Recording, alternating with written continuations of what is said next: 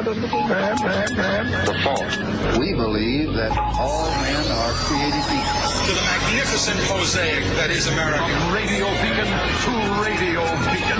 I have a dream today. Change has come to America. Believe it. Knock, knock. Who's there? It's a figment of your imagination. Randi Rhodes Show. Turn up your mind. We had peace talks scheduled a few days ago. I called them off when I learned that they had killed a great American soldier from Puerto Rico and 11 other innocent people. They thought they would use this attack to show strength, but actually what they showed is unrelenting weakness. The last 4 days, we have hit our enemy harder than they have ever been hit before, and that will continue. And if for any reason they come back to our country, we will go wherever they are and use power the likes of which the United States has never used before. And I'm not even talking about nuclear power. What? They will never have seen anything like what will happen to them. No enemy on earth can match the overwhelming strength, skill, and might of the American armed forces. Okay, so that was how he commemorated 9/11 today. I mean, that is really sick. Talking about, things worse than nuclear bombs, and we're going to hit them, and we're hitting them harder. I mean, 9/11 happened in 2001, for those of you who did not live through the 9/11. I mean, thank God we do have people on this planet who had not lived and have lived their whole lives without the horror of that morning. I bet you everyone who lived through the horror of that morning, it was a Tuesday, an ordinary Tuesday, bright, sunny, shiny day. Everybody was getting up, getting dressed, going to work, at work, whatever, doing their morning thing. And all of a sudden, the news starts reporting that an airplane flew into one of the towers of the World Trade Center that had two towers, North Tower, South Tower. And everybody was like, oh my God. And then as we were watching the smoke emanate from the first building that had a freaking major airliner, bam, into the tower, on live TV, a second plane crashed into the second tower. I mean, this was just an amazing morning. And you know something? If you have kids who are 18 years old, or even a little younger than that, they don't remember that day. They don't live with that dread, with that horror in their psyche, that trauma of that morning. And you would think that a president would stand there and educate people about something that we should never, ever forget. Something that, obviously 15 of the 19 that hijacked 4 airplanes that day, because after the first and second plane hit the World Trade Center, for the young ones, we'll do it for the young ones, another plane hit the Pentagon, and then a plane full of passengers was taken down by the passengers that was obviously headed for Capitol Hill, and crashed it in Shanksville, Pennsylvania. And 2,900, almost 3,000 people died that day. And we had an idiot president back then, too. And the idiot president back then decided we would attack Afghanistan, even though 15 of the 19 hijackers who were responsible for hijacking 4 separate aircraft, 4 separate commercial flights that morning, were from Saudi Arabia. And the idiot president that we had then knew that it was a guy named Osama bin Laden, and knew that Osama bin Laden had family members in the United States at that time during that morning. And our idiot president decided to protect them and sent them out of the country back to the loving arms of Saudi Arabia. And then we went and attacked Afghanistan. And now we've been occupying or attacking the Taliban, who harbored Osama bin Laden's terrorists, harbored them, which is why they went after Afghanistan. There are no good targets. See, the conversation back then was, who do we hit? Who do we hit? There are no good targets because Al-Qaeda was an ideology. Al-Qaeda was a sick, twisted ideology. And it didn't really have a home. Some people were training to fight for them in training camps in Afghanistan. So instead of just bombing these training camps, we just went in and attacked all of Afghanistan. I mean, and we're still there. All these years later, we're still there. And this moron president is threatening something worse than a nuclear attack. If they hit us again, like 4 times wasn't enough. 4 times isn't enough. So now the Taliban never hit us. And, he conflates everything. He doesn't understand foreign policy. You have John Bolton, who left yesterday, versus Donald Trump, who's still there today. And both of them want to, blow up the world. Blow up the world. They just can't agree on how. That's the only difference between the two men, is they can't agree on how. This was a ridiculously sick, sad memorial for the people who have died in these far-flung places, who have died in Afghanistan. We still have, about 16,000 troops deployed in Afghanistan, still fighting this endless freaking war that cannot be won. It's a political solution that is needed. And Donald Trump, if they hit he was going to bring them here. He was going to bring who he thinks is the enemy, the Taliban. He was going to bring them to Camp David right ahead of 9/11 just for a photo op on this day. That's how twisted, that's how sick, that's how bizarre this man is. 9/11 is a reminder, and it should be a reminder even for people who haven't lived through it. You don't need a leader who manufactures chaos. Chaos is right freaking there. It's out there. It's called Donald Trump. It's called the Trump administration. It brings nothing but chaos because in chaos, you can steal. And what do I mean by that? Oh, look at Puerto Rico. Puerto Rico, that was complete and utter chaos. Mother Nature. It wasn't man-made.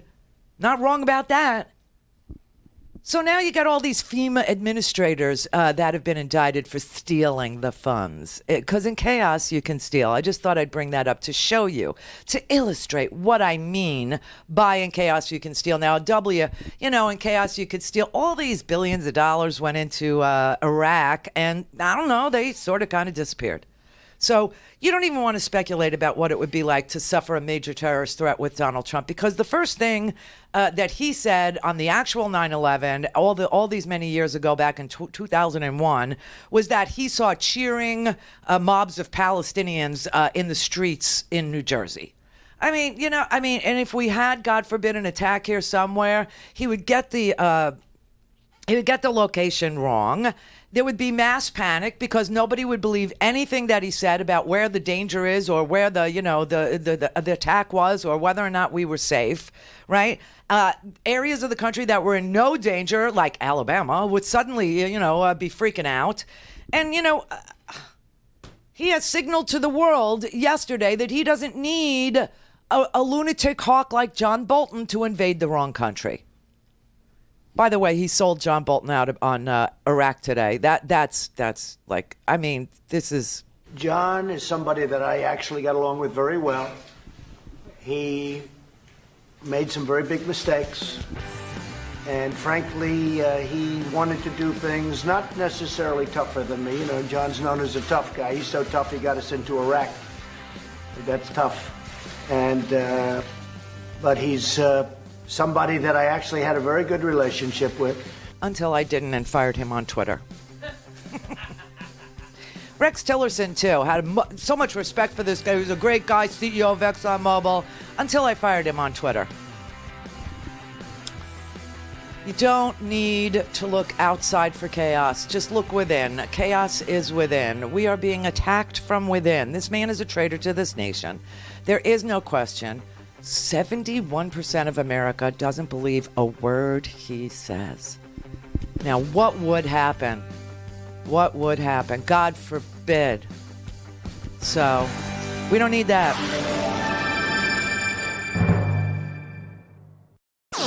All things Randi at RandiRhodes.com. Go for launch.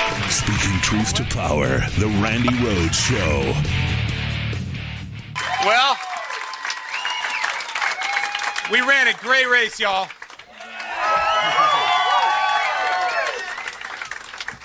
A little while ago, I called and I congratulated Dan Bishop on his victory.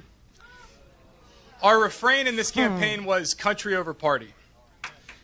And I believe that when our country succeeds, we all succeed. For me, that means offering my help to Dan Bishop as he takes over his new job representing us, and I wish him the best. We were not successful tonight, but I want you to remember that victory postponed is not defeat. So tomorrow, I want y'all to take a rest, because I know you've been out knocking doors. I think we knocked 100,000 of them today. Wow. Wow. In the heat. That's right. But I want you to know that the mission to unite our country does not end here tonight. That mission continues. That is a very big man. That is a real man. Now, that was Dan McCready, everybody, former Marine whose patriotism was questioned by the likes of Donald J. Trump. It's just, and you know what you did last night in North Carolina? First of all, so many people just didn't vote. It's amazing. But you know what you did last night? You picked Dan Bathroom Bill Bishop to be your new congressman. I mean, what? Listen, I got to congratulations, Republicans. Somehow you pulled off a very narrow victory in a deep ruby red district that had gone for Donald Trump by 12 points, double digits, in the most Republican gerrymandered place on earth by 4,000 votes. That's what you did.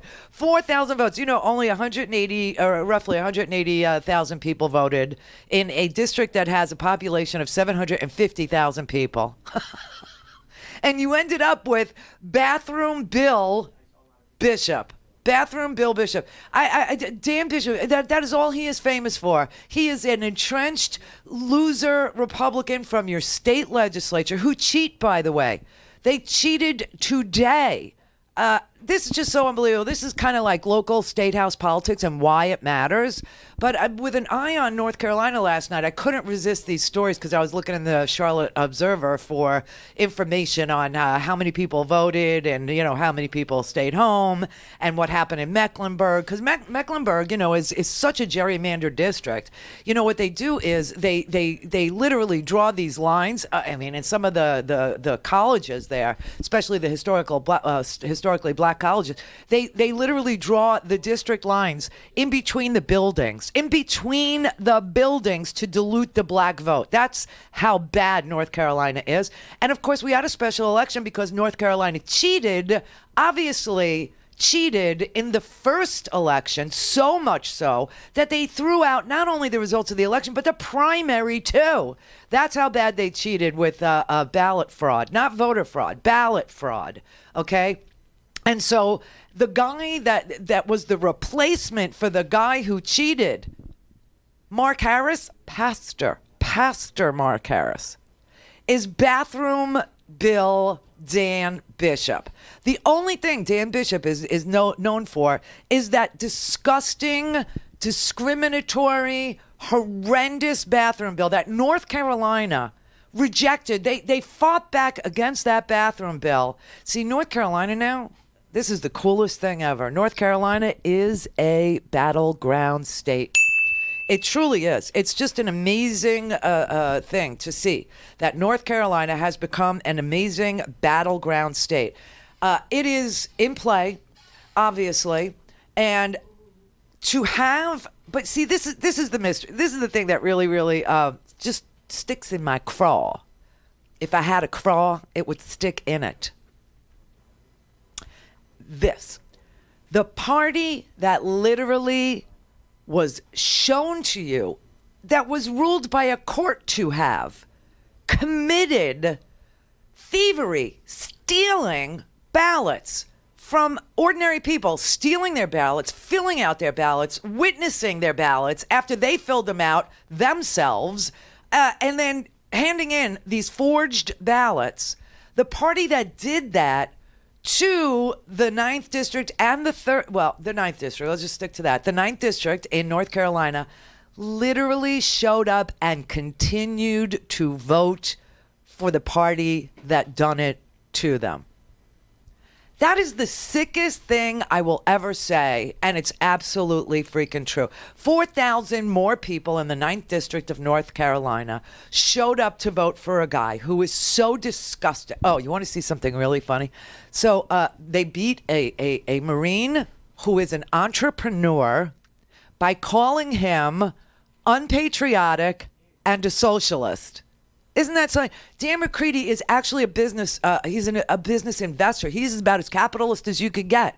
Dan McCready is an entrepreneur, and Donald Trump, all he had to do was go into Fayetteville, which is part of the 9th District, and give a little dog and pony show about how this guy is a socialist and questions his patriotism and accused this Marine of somehow releasing, I don't even know how, because Dan McCready isn't part of the government, but how Dan McCready released criminals into your communities, and these 4,000 people who actually supported the party that stole an election, that a court said stole an election from them, voted for that party again. I mean, in August, McCready said it was, quote, the right call to set illegal alien criminals loose in the great state.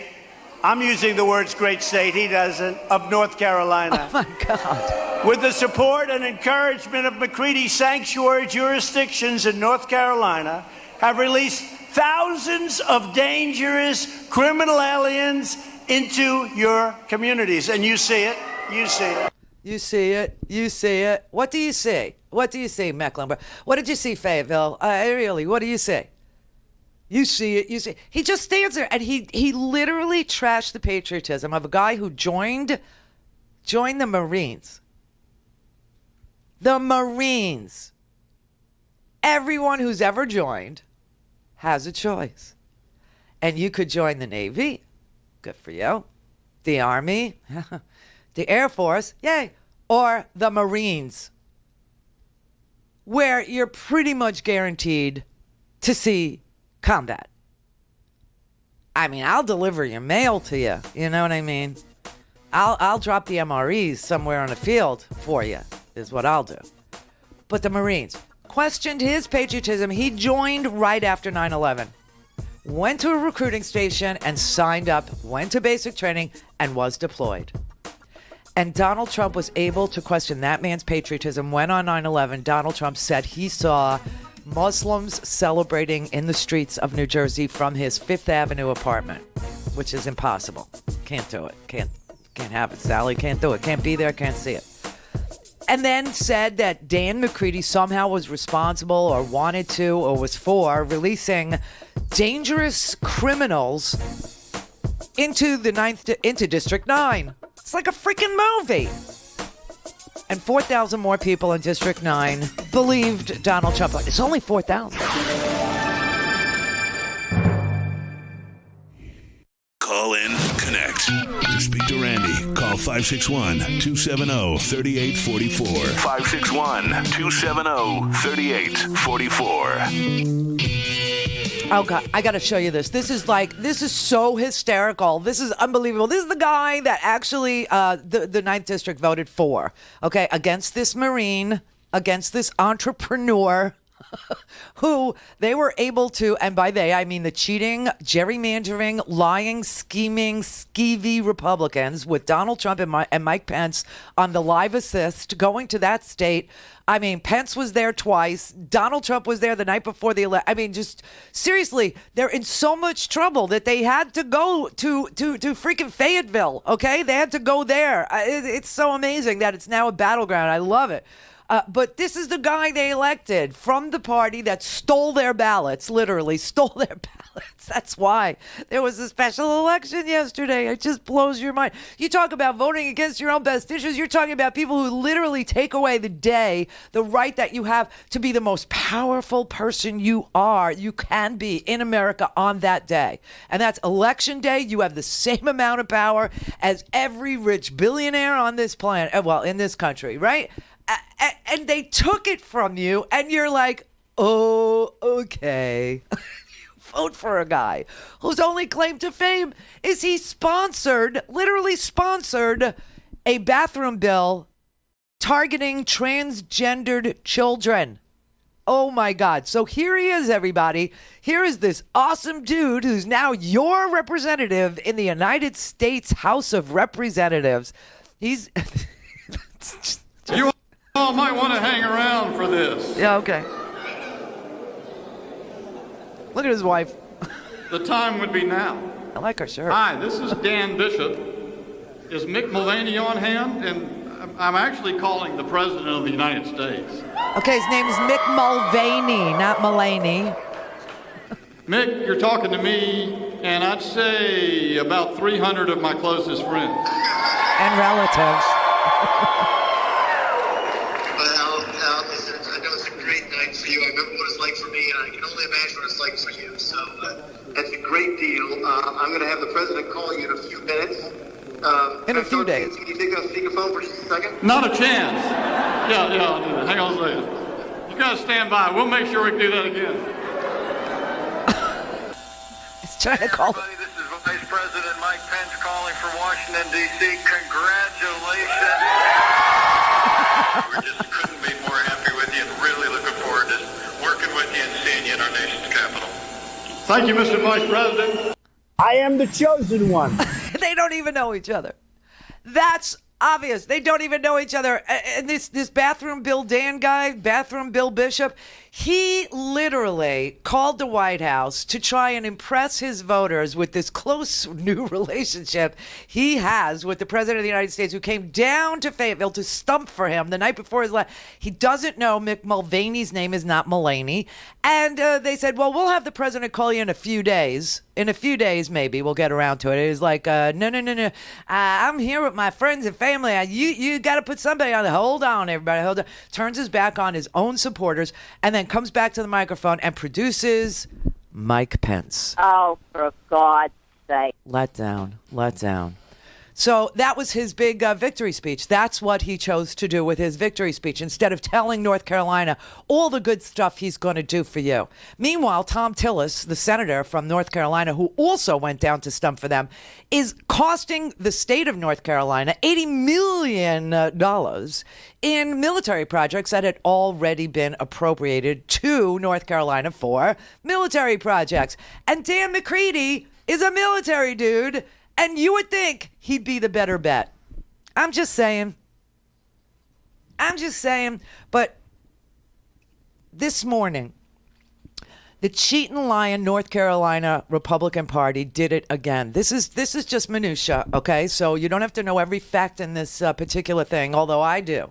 Okay, because I read it. I was like stunned by it this morning. I was like, what is going on in that state?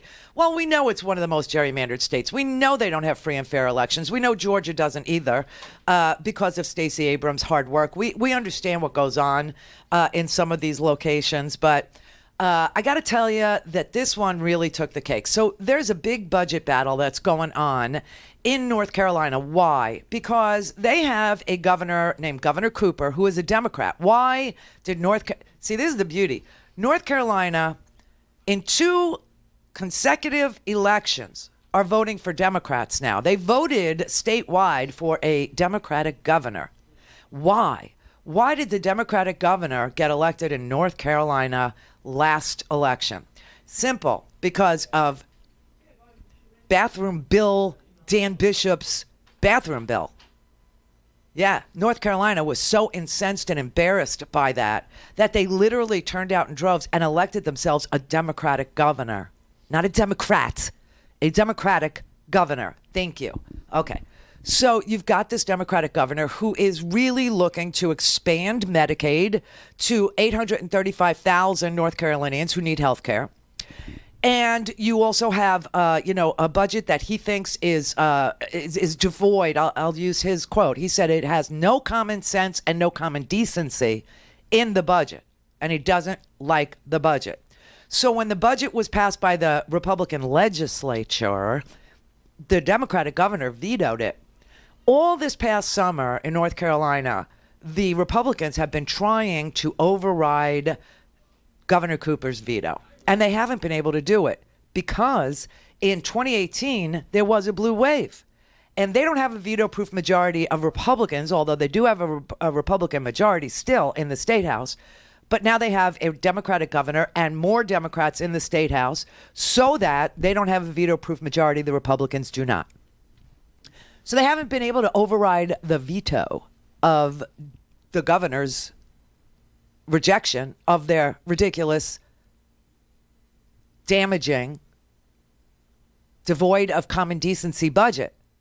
So guess what they did? Right after this election this morning, I guess they were feeling really high and they realized it was 9/11 and that a whole bunch of the legislators were outside of the House commemorating the 9/11 tragedy and showing their respect for first responders, etc., right? And so they had put out a statement to the House of Representatives yesterday saying that there would be no votes today in the House of Representatives because they were going to commemorate 9/11. And they did not have, it was just, a half work day and no votes would be taken. Well, they lied. The Republicans lied. They knew that the legislators would be out commemorating 9/11 and they only needed 61 to have a quorum instead of the full House. And so they called all the Republicans up. They said, come now during the 9/11 commemoration, and we'll override the governor's veto because we won't need 3/5. We won't need all that many votes, right? There were only 12 Democrats in the chamber. 9 of them voted no, and all the Republicans voted yes. And they overrode the veto with only less than half of the legislature present. This is cheating. This is North Carolina. This is Republicans.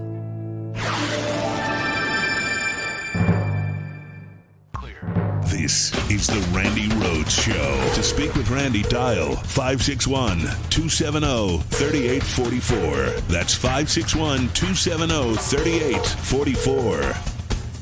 Here is one of the Democrats today in the North Carolina General Assembly. Her name is Deb Butler, and she is literally almost in tears after she realizes that they were lied to. Democrats were lied to because, look, North Carolinian Republicans, they don't even want to win your votes anymore. They just want to steal them. They don't even want to try to appeal to the voters anymore. All they do is look for ways to win the election despite what the voters want. This budget was vetoed by your governor, Roy Cooper, who is a Democrat. And the problem that the legislature has in North Carolina, since North Carolina is now a swing state, I love that, is now a battleground state. The problem that the Republicans have is they don't have a veto-proof majority anymore because in 2018 there was a real blue wave. Now they still have the majority, but not a veto-proof one, okay? And the North Carolina governor vetoed this budget because he's looking for money for school construction, that bastard. He's looking for Medicaid expansion, and the Republicans passed tax cuts for corporations. And he's like, no, they got enough. Okay, the transfer of wealth is complete. They got enough. I want to build schools. We need to give health insurance to almost 800,000, well, more than 800,000 North Carolinians. We need to expand Medicaid in this here state. So all summer long, they were trying to override his veto, and they couldn't get enough Democrats to override his veto because Democrats were angling for Medicaid expansion, and they also wanted to build schools. They didn't want to see any more corporate tax cuts. They were sick of it. They spent 8 years cutting taxes in North Carolina, 8 years for the corporations, for the very wealthy, and they were done with it. They wanted to invest. So this morning, in a surprise move, the North Carolina House of Representatives voted to override the veto of the budget, right, by the Democratic governor who was elected because of the guy you elected last night's stupid bathroom bill, which was such an embarrassment to North Carolinians. They got enough, okay? We've had it. We're going to get ourselves a Democratic governor. The Democrats were told there would be no votes during the 8:30 a.m. session, and that it was just a formality session. It was just a session where they would do some, cleanup work and some work would begin, but no votes would be taken. A Republican from a place called Lincolntown, North Carolina, decided, there are 61 Republicans here and the Democrats are out, commemorating 9/11. What a perfect time to reconsider the state budget. And he introduced, the motion to reconsider the budget. And chaos in the chamber ensued. And the Speaker of the House, who's a Republican, his name is Tim Moore, he said, I didn't tell them not to come to work. I didn't tell them no votes would be held. And they held the vote. And with less than half of the legislature, of the House legislature present, with less than half the members present, because they were told this was just a formality of a work session, no votes would be taken, the Republicans decided to take the vote, and they overrode the veto. So here is Deb Butler from the Democrats this morning. I'm a native North Carolinian. I've lived here my whole life. I am so honored to serve in this capacity. And I am so proud of my colleagues and so very disappointed that the Republicans would stoop to this level. If you could have seen the smirking, the rib poking, the grinning, the thrill of victory when you have intentionally misled our leader. That is despicable behavior. That's precisely why our citizens have lost faith. They have lost faith in the electoral process because Republicans have been demonstrated to have their thumb on their scale of these districts so that voters' votes are diluted or meaningless. She went on. She was almost in tears this morning. I tell you, it was just the most amazing thing. And what she was talking about is that the Republican legislature has gerrymandered the North Carolina so bad that their votes are almost meaningless. African American votes are completely diluted by drawing districts right down, the campus of historically black colleges, like literally in the middle of the campus. To divide the black vote into two districts that would be overrun with Republicans, so that the district that houses the historically black college, the students, when they vote, only half of them are voting in one district and half are voting in I mean, it's just so sick and sad what they do. 3 hours later, Roy Cooper, the governor of North Carolina, had a press conference, and he said, today, on the 18th anniversary of 9/11. And this is what I'm talking to you about. Chaos from without happens once in a generation, and ours has happened. It's the chaos from within. It's the stealing from within. It's the criminality from within. It's the corruption from within. That's what's going to tear us apart. That's what could destroy democracy in this here country. He said today, on the 18th anniversary of 9/11, while the state was honoring first responders, Republicans called a deceptive surprise override of my budget veto. On a day when tragedy united our country, we should be standing together despite party. However, the Republican caucus was laying in wait, ready for this. I have never seen anything like this in my 30 plus years in state government. Again, Republicans must cheat to win. North Carolina is such a good place to look to see all the different ways that Republicans cheat their own voters. Not just how they bamboozle them, not just how they demagogue to them, not just how they adopt a preacher's voice as they're trashing a United States Marines patriotism, or a entrepreneur who is obviously a capitalism and saying he's a socialist in a very derogatory way, when all of that is untrue, but also stealing the ballots from poor African Americans, from elderly voters who really don't know how it works. I mean, in North Carolina yesterday, in the 9th, you had 720,000 registered voters in the county trying to vote, but their county is so gerrymandered that most of them actually live in the 12th congressional district, but they showed up to vote not realizing that they're not anymore in the 9th district and that there was nothing there for them to vote for. There was no balloting because there was nothing on their ballot. It was only the 9th district. But they live next door to somebody who lives in the 9th district, so they said, oh, we'll go vote together. And 120,000 people were pissed. They thought somebody was robbing them of their ability to vote again. But oh no, they had been gerrymandered into the 12th district. So this is disgusting. It is just so instead, they have 120 House members in the North Carolina House. They took this vote with only 67 people present. They took this vote with 67 people present. And so therefore, the 3/5 was only 40 votes. Do you see what I'm talking? This is such cheating. This is such so Republicans in North Carolina should be the example for listen, if Trump had to go to the district to hold a rally on election eve to juice the fevered base,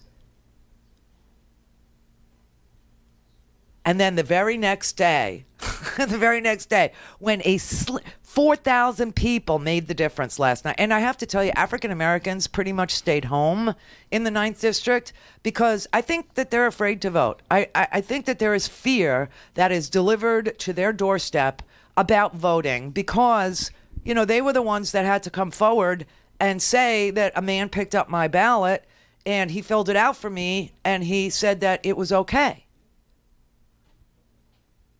So a whole community is traumatized. But I tell you, if he had to go to this district and hold a rally in a district that he won just a few years ago by 12 points, maybe he'll have to go to every single one that he won by fewer than 12 points and hold some stupid rally. Greenville, North Carolina is the place where the send them back chant was invented.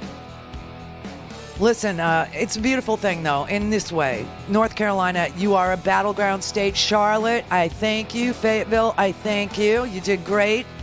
Not 4,000 short, but that sent a message. It truly sent a message. The message that we Democrats should take from this, don't let it be this close. God only knows what they did steal. God only knows.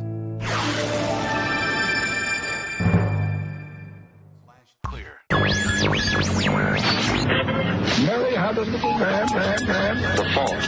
We believe that all men are created equal. To the magnificent mosaic that is America. From radio beacon to radio beacon. I have a dream today. Change has come to America. Believe it. Knock, knock. Who's there? It's a figment of your imagination. Randi Rhodes Show. Turn up your mind. Ready? 2 people in Washington can make sure the background checks bill passes. Donald Trump and Mitch McConnell. Yep. It is totally up to them. Totally up to them, and it is on their shoulders. They can't escape that responsibility. Leader McConnell, as you all know, determines the Senate's business. When he refused to bring the Senate back into session after each of the 3 shootings, Yep. he might have been hoping that the issue would fizzle out before we returned. That hasn't happened and won't happen, unfortunately, because mass shootings are occurring virtually all the time. The issue of gun safety is going to be front and center until we do something meaningful. That's for sure.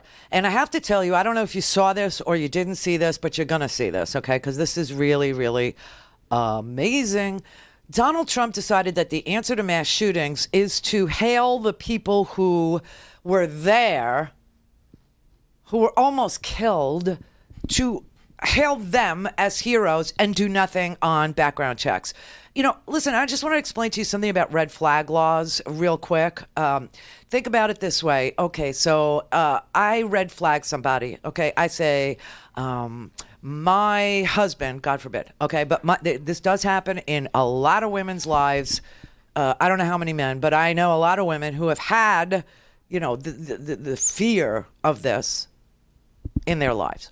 So my husband is drinking. He's beaten me before. He's slapped me in the face, or he's punched me out, or he's just a violent guy. He's put his fist through the wall. He's broken down doors. He's kicked through doors. I've tried to protect myself and my children. We've locked ourselves in, but the guy just puts his freaking steel-toed boot through the door. And now he's got a gun. And I need help. Okay, well, when he shoots you, let us know, because we don't really intervene.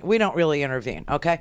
But in the case of the red flag laws, this woman would now have to go to court and explain all this to a judge who might be able to issue a temporary restraining order, or say that this man was, I don't know if the red flag law would cover alcoholism or if it would cover drug abuse. We don't know, because nothing's been drafted. All we have is H.R. 8 in the House, which has mandatory background checks for all gun sales, commercial and private sales, unless you're transferring a gun to a relative, a collectible or something like that, right? All right, so let's say I go through all of this. I go to the court. I make the case. The judge understands. The judge agrees with me. He puts a red flag. He issues a temporary restraining order on this man and says, okay, this guy cannot buy a gun. Okay? He is temporarily restrained from buying a gun. First of all, we don't know how long that would last. And second, without a background check, how would you even know that that was issued? See what I mean? That's why red flag laws alone without background checks is bullcrap. It makes no sense. You could flag someone all day long, but where does that flag get picked up? See what I mean? So this guy could have a temporary restraining order for being, predisposed to violence, or having done violence, or a danger to his wife, or a danger to himself, or a danger to his neighbor, or whatever. But he goes to a gun show, or he goes on the internet, and he could buy whatever weapon he wants. Because who's going to pick up the red flag without a background check? See what I mean? All right, that said, Mitch McConnell doesn't want to do anything without Donald Trump telling him ahead of time that he would sign it. I mean, now, we just went through the North Carolina legislature where the governor vetoed their budget because he thought it lacked decency and common sense. But the legislature did what it wanted to do as a separate, co-equal branch of government. Our Senate thinks it's an appendage, thinks it's a part of Donald Trump's decrepit, disgusting, bloated body. And Mitch McConnell has said that he won't do anything. He won't do anything without the president first telling him that he would sign it. Are Republicans out of step with many Americans when it comes to guns? Look, what I've said consistent, but by the way, let me first address the stunt yesterday of the Speaker and Senator Schumer coming over to the LBJ room and calling on us to pass a bill the president has already said he's going to veto for a month. What I have said consistently is, let's see if we can actually make a law here. And making a law when you have divided government is challenging. We all have different points of view. My members know the very simple fact that to make a law, you have to have a presidential signature. That's not true. And so we had a briefing at lunch from Eric Gulen from down at the White House. They are working on coming up with a proposal that the president will sign.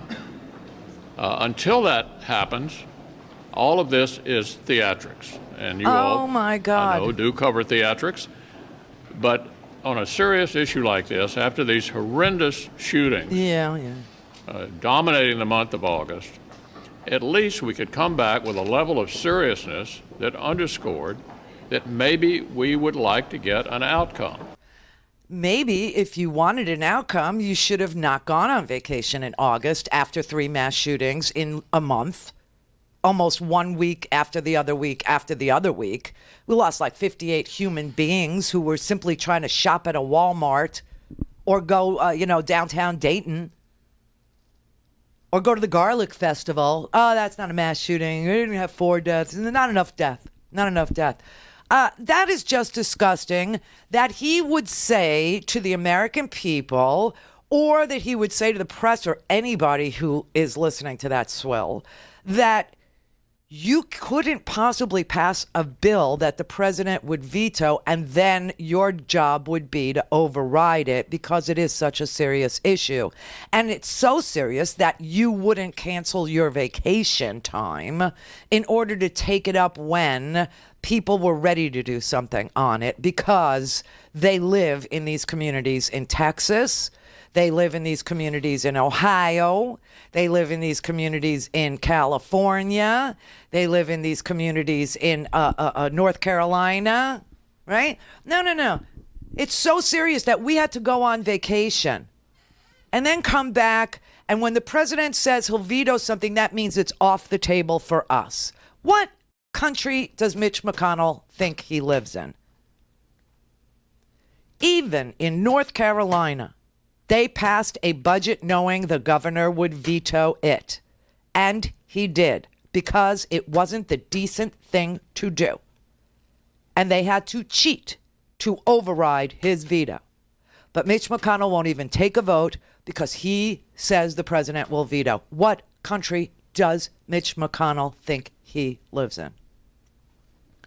Now, let me show you what Donald Trump does to wash his bloody hands after all these mass shootings in a row on his watch. He decides that the way that he would wash the blood off of his own hands for inaction on this issue, and of course the Republicans, Obama, after Sandy Hook, was crying, and they didn't do anything. Okay? But Donald Trump has had Parkland. He has had school shootings, mall shootings, Walmart shootings, downtown entertainment area shootings. Church shootings, guys trying to, kill Muslims, synagogue shootings in Philadelphia, Pittsburgh, Sulphur Springs shooting. He has had some, and he still he won't do anything. He won't do anything. He says the most beautiful sight in the world is to watch a shooter get shot. That's what he likes. Call in, connect. To speak to Randi, call 561-270-3844. 561-270-3844. Okay, so this is unbelievable, too. This is an amazing thing, too, because here you have the president of the United States doing absolutely nothing for something that 89% of America wants: background checks, complete background checks on everything from commercial sales, which happen at gun dealers, to gun shows, to internet purchases, right? Real, comprehensive background checks. So if somebody is red flagged, somebody is there to pick up the damn flag, right? All right. So instead, he decides that he will honor the heroes who were in the Walmart in El Paso when the Walmart was shot up by a crazed white supremacist, right? Don't forget that was a crazy white supremacist who believed our country was being invaded because the president told him that. So now Trump needs to wash the blood off his hands, and he decides that he's going to bring the people from El Paso to the East Room of the White House, right? And he's going to honor them. So now he's going to tell the story of a man named Chris Grant. Chris Grant is a 50-year-old man. Chris Grant was shot in the ribs and the kidney during the rampage, August 3rd, that took 22 lives by a white supremacist terrorist, okay? And he's going to explain to you why Chris Grant is not in the East Room right now. Chris Grant was picking out snacks for his kids when he suddenly saw the murderer firing at innocent shoppers a few aisles away from him.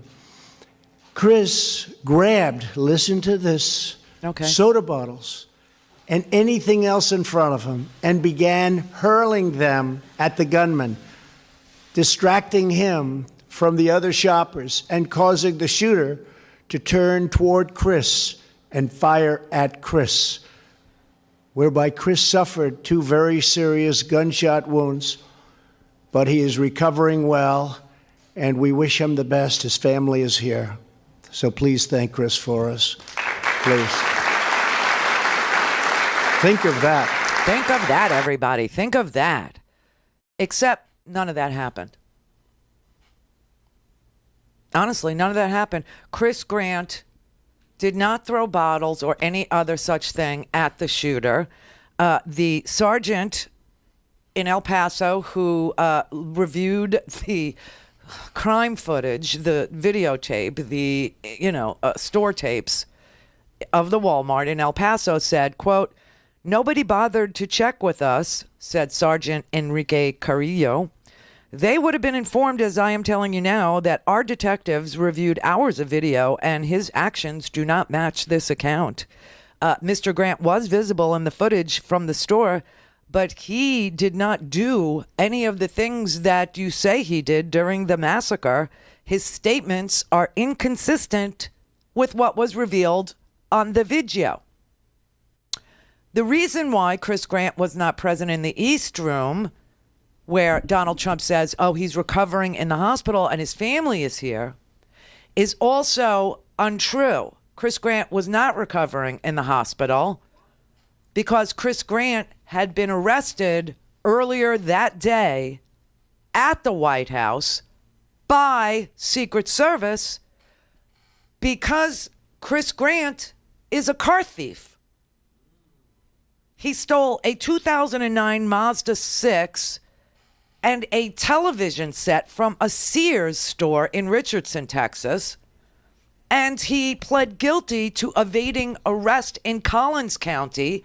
And so when he tried to go to this medal ceremony that the president had, this dog and pony show, he was arrested by Secret Service because there was a warrant out for his arrest. And he was not allowed in the East Room. So we have a president who lies about the weather. The weather. And we have a president who lies about, heroes in El Paso when there really are heroes in El Paso. There really are heroes in Dayton. I mean, the police officer that took down the shooter in 30 seconds, but still the shooter was able to kill 9 people because of the firepower he had. So that's your president. That's your president. That is just so sick. And I haven't heard anybody pick up on that. I haven't heard anybody report on that yet. That is just so. By the way, Chris Grant did it. He lied about his heroism because he set up a GoFundMe account where he told the story of throwing bottles at the gunman. He said, I'm not a baseball player, so some went this way and some went that way, but some hit him, and then he turned and he shot me, and I'm in the hospital. And he started a GoFundMe account, and he raised $16,917 for himself. There are photographs of him arriving at Reagan National Airport with his family for this appearance in the East Room. And there are photos of him outside the White House the day that he was supposed to get this medal. He was not in the hospital. The president fully well knew this because the Secret Service arrested him. And the president just continued to, say this fake story and awarded this guy some medal, which he didn't deserve. Yes, he was a victim of a Walmart shooting, but he's also a car thief. He's also a guy who, evaded arrest. And he's also a guy who stole a TV set from a Sears and set up a fake GoFundMe account for his own benefit, telling a bogus story that the president is all too willing to repeat to America. He has a criminal record for theft and evading arrest. This is Texas court documents. And I'm reading this out of the freaky right-wing super conservative Washington Examiner. He was sentenced to 8 months in prison. And this is a guy who's being honored at the White House, but he can't get past the Secret Service to go be honored by this president. It's just so sick, okay? And this happened on Monday, and I was listening to it. I heard this story about the bottle throwing. I heard the whole thing. You know, I was in the shower, I think, and I was, I have a TV in the bathroom, a little 13-inch. It's more than you got. So I'll make fun. 13-inch. Works for me. And I heard this story, and I was like, wow, that's freaking amazing. Except that it's so freaking amazing because it's not true. Guy is a criminal. He is an actual criminal. And here's the president egging on violence against Hispanic people who, by the way, have some of the lowest crime rates. You know what cities have the lowest crime rates? Sanctuary cities. Lowest crime rates. Because people that are here, that are just trying to make a new life, typically don't break the law. You have very low crime rates in sanctuary cities. And by the way, if you're a murderer, they don't release you on the street. I mean, the man is just, he's a doofus, he's a liar, he's disingenuous, he makes crap up, including this story about a guy he knew was a criminal. There's your criminal. Call in, connect. To speak to Randy, call 561-270-3844. 561-270-3844. Okay, so now that you know the truth about Chris Grant, let's watch it again. Chris Grant was picking out snacks for his kids when he suddenly saw the murderer firing at innocent shoppers a few aisles away from him. Chris grabbed, listen to this, soda bottles and anything else in front of him and began hurling them at the gunman, distracting him from the other shoppers and causing the shooter to turn toward Chris and fire at Chris, whereby Chris suffered 2 very serious gunshot wounds, but he is recovering well, and we wish him the best. His family is here. So please thank Chris for us. Please.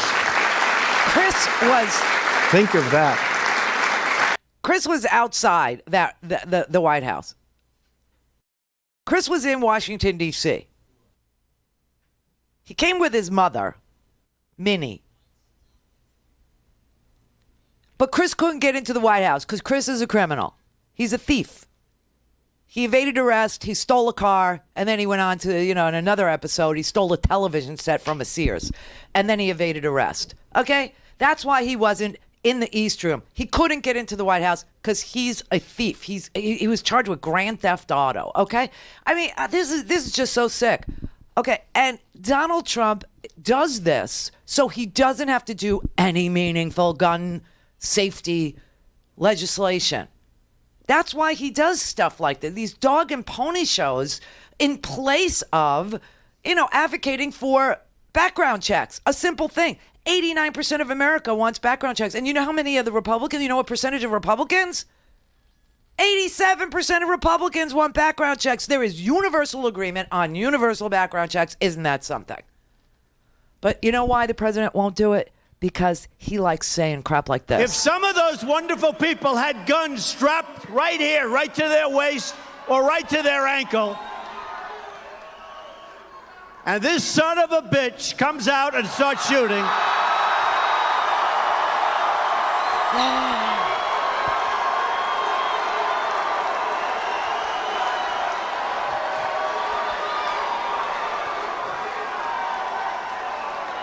And one of the people in that room happened to have it and goes boom, boom. You know what? That would have been a beautiful, beautiful sight, folks. That would have been a beautiful, beautiful sight. Do you want your kids listening to this? I just want to know. Is this okay for your kids to be listening to, that you should go boom, boom, And that's beautiful. That's what beauty is. You know, I always thought beauty was symmetry. That's what I thought. But I could be wrong. It could be a bullet to the head by a guy named, Chris Grant, who did none of these things that the president said he did. He didn't throw about. None of that happened. And in fact, Chris Grant was in Washington, D.C. There are photographs of him arriving at Reagan National Airport. There are photos of him outside the White House. He was not in the hospital. This is all a lie. And Donald Trump knew it. He knew it when he did it. And the reason why he still does these things is because he likes making these kinds of speeches, just like he liked going to Fayetteville to question the patriotism of a Marine who joined the Marines after 9/11, while Donald Trump is questioning that man's patriotism. He's inviting the Taliban to Camp David. What?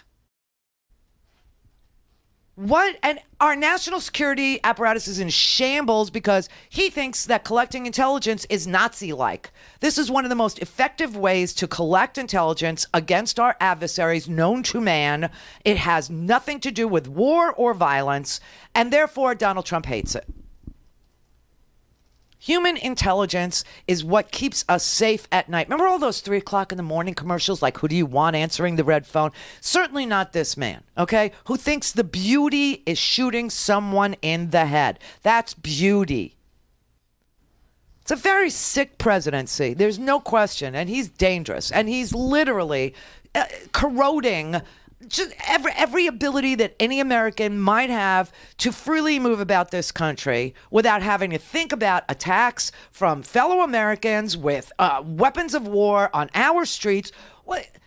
Whatever happened to fight them over there so we don't have to fight them over here? Now we're fighting over here with the same with people who are from here who have weapons of war on the streets. The cops are fighting them. They're outgunned. I mean, this cop in Dayton who was able to take out this shooter in 30 seconds, still the shooter got off nine shots, more than 9 shots, but 9 shots that actually killed people. 22 dead in El Paso, 27 wounded, some in critical condition. And the president is, saying it's beautiful when somebody, goes to war in a Walmart. I love that. I love the look of it. I love the blood. You know, we would be safer with Quentin Tarantino as president of the United States. He loves blood too, but he makes movies, not policy. Just so sick. And Mitch McConnell, they asked him, do you support background checks?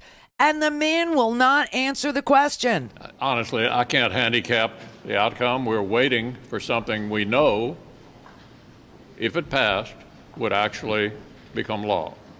And until the White House gives us some indication of what the president's willing to sign, we're waiting to see what it looks like. Why? Once you get the product, your question is more why don't you create the product? Isn't that your job? Both sides then will have to make a decision about something that's real. The product. Not just theatrics, not press conferences, not efforts to intimidate, but actually to make a law. Do you think that it would be reasonable to mandate background checks for all commercial gun sales? What I have said is we're waiting to see how we can actually achieve something on this issue. What do you think? I'm going to wait and assess the proposal that actually could become law. And at that point, I'll be happy to explain my vote one way or the other. But we're engaged here with a level of seriousness that I see completely non-existent on the other side. You're a disgusting human being that has the face you deserve. That's just a fact. Why don't you do your job, which is to write the product? It's not a product, Mitch. It's legislation. And you are a legislator. And you are the majority leader of the most deliberative body in the history of the universe, the United States Senate. And your job is to write legislation or product. Product. It's all product to Mitch McConnell. But how do you feel, Mitch? It just punts, man. These people are without any moral authority. Listen, Kentucky, you could be a battleground state too. Just if you would just wake up and smell the gunpowder. Just wake up and smell the smarminess. Just wake up and understand that what's going on in your legislature, which you're like, oh, it's always been corrupt here, you could fix. You could fix. You could have budgets that actually do something for you. You could have things like health care. You could have good schools, new schools. You could have, a serious effort at reinvesting in your communities. You could have new plants popping up. You could have, this guy in North Carolina is an entrepreneur who believes in green energy. He's a solar power investor. Don't let them call guys like that socialists and scare you away from your future.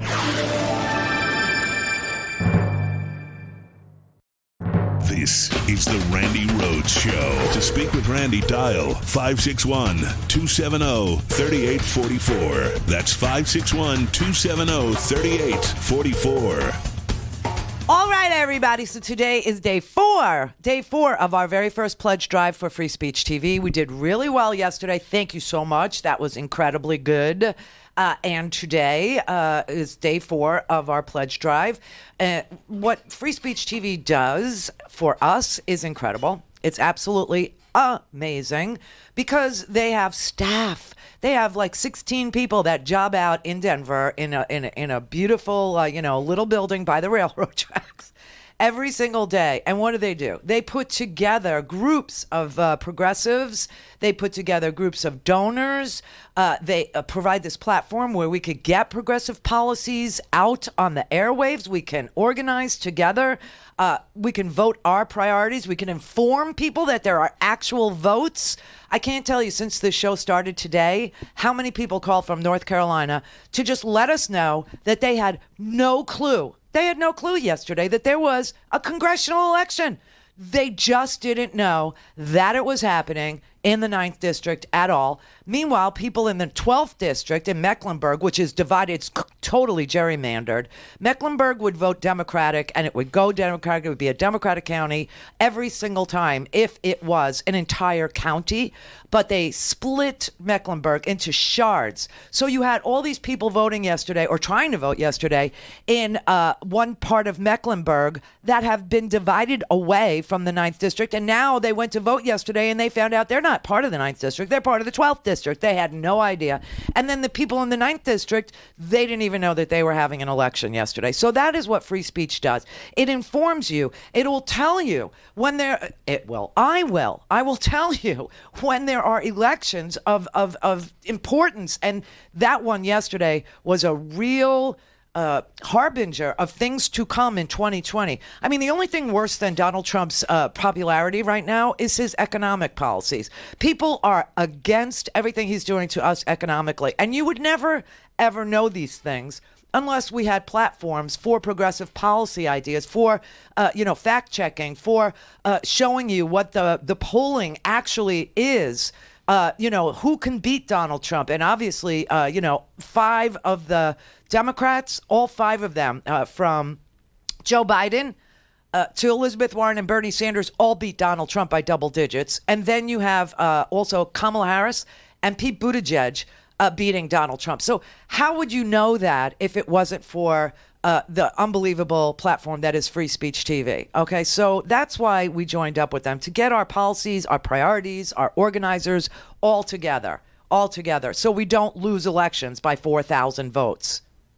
It's really amazing how many calls we got about we didn't know there was an election yesterday in North Carolina. So please do us a favor and support this here platform because it's an important one. Just go to freespeech.org/donate. Or just go to freespeech.org, if that's all you can remember, and then click on the donate button. You can also use a phone. A lot of people like a phone. I'm more of an internet person. You can call them toll-free. Operators are there to take your call right now. 877-378-8669. That is a toll-free number. 877-378-8669. Be very kind to them. They are kind to me. A small portion of what we raise today helps to pay the bills here as well. And a $150 donation today will get you a Randi Rhodes baseball cap that I will personally autograph and then ship out to you.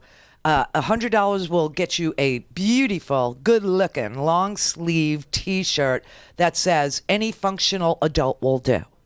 Sizes small to XXL.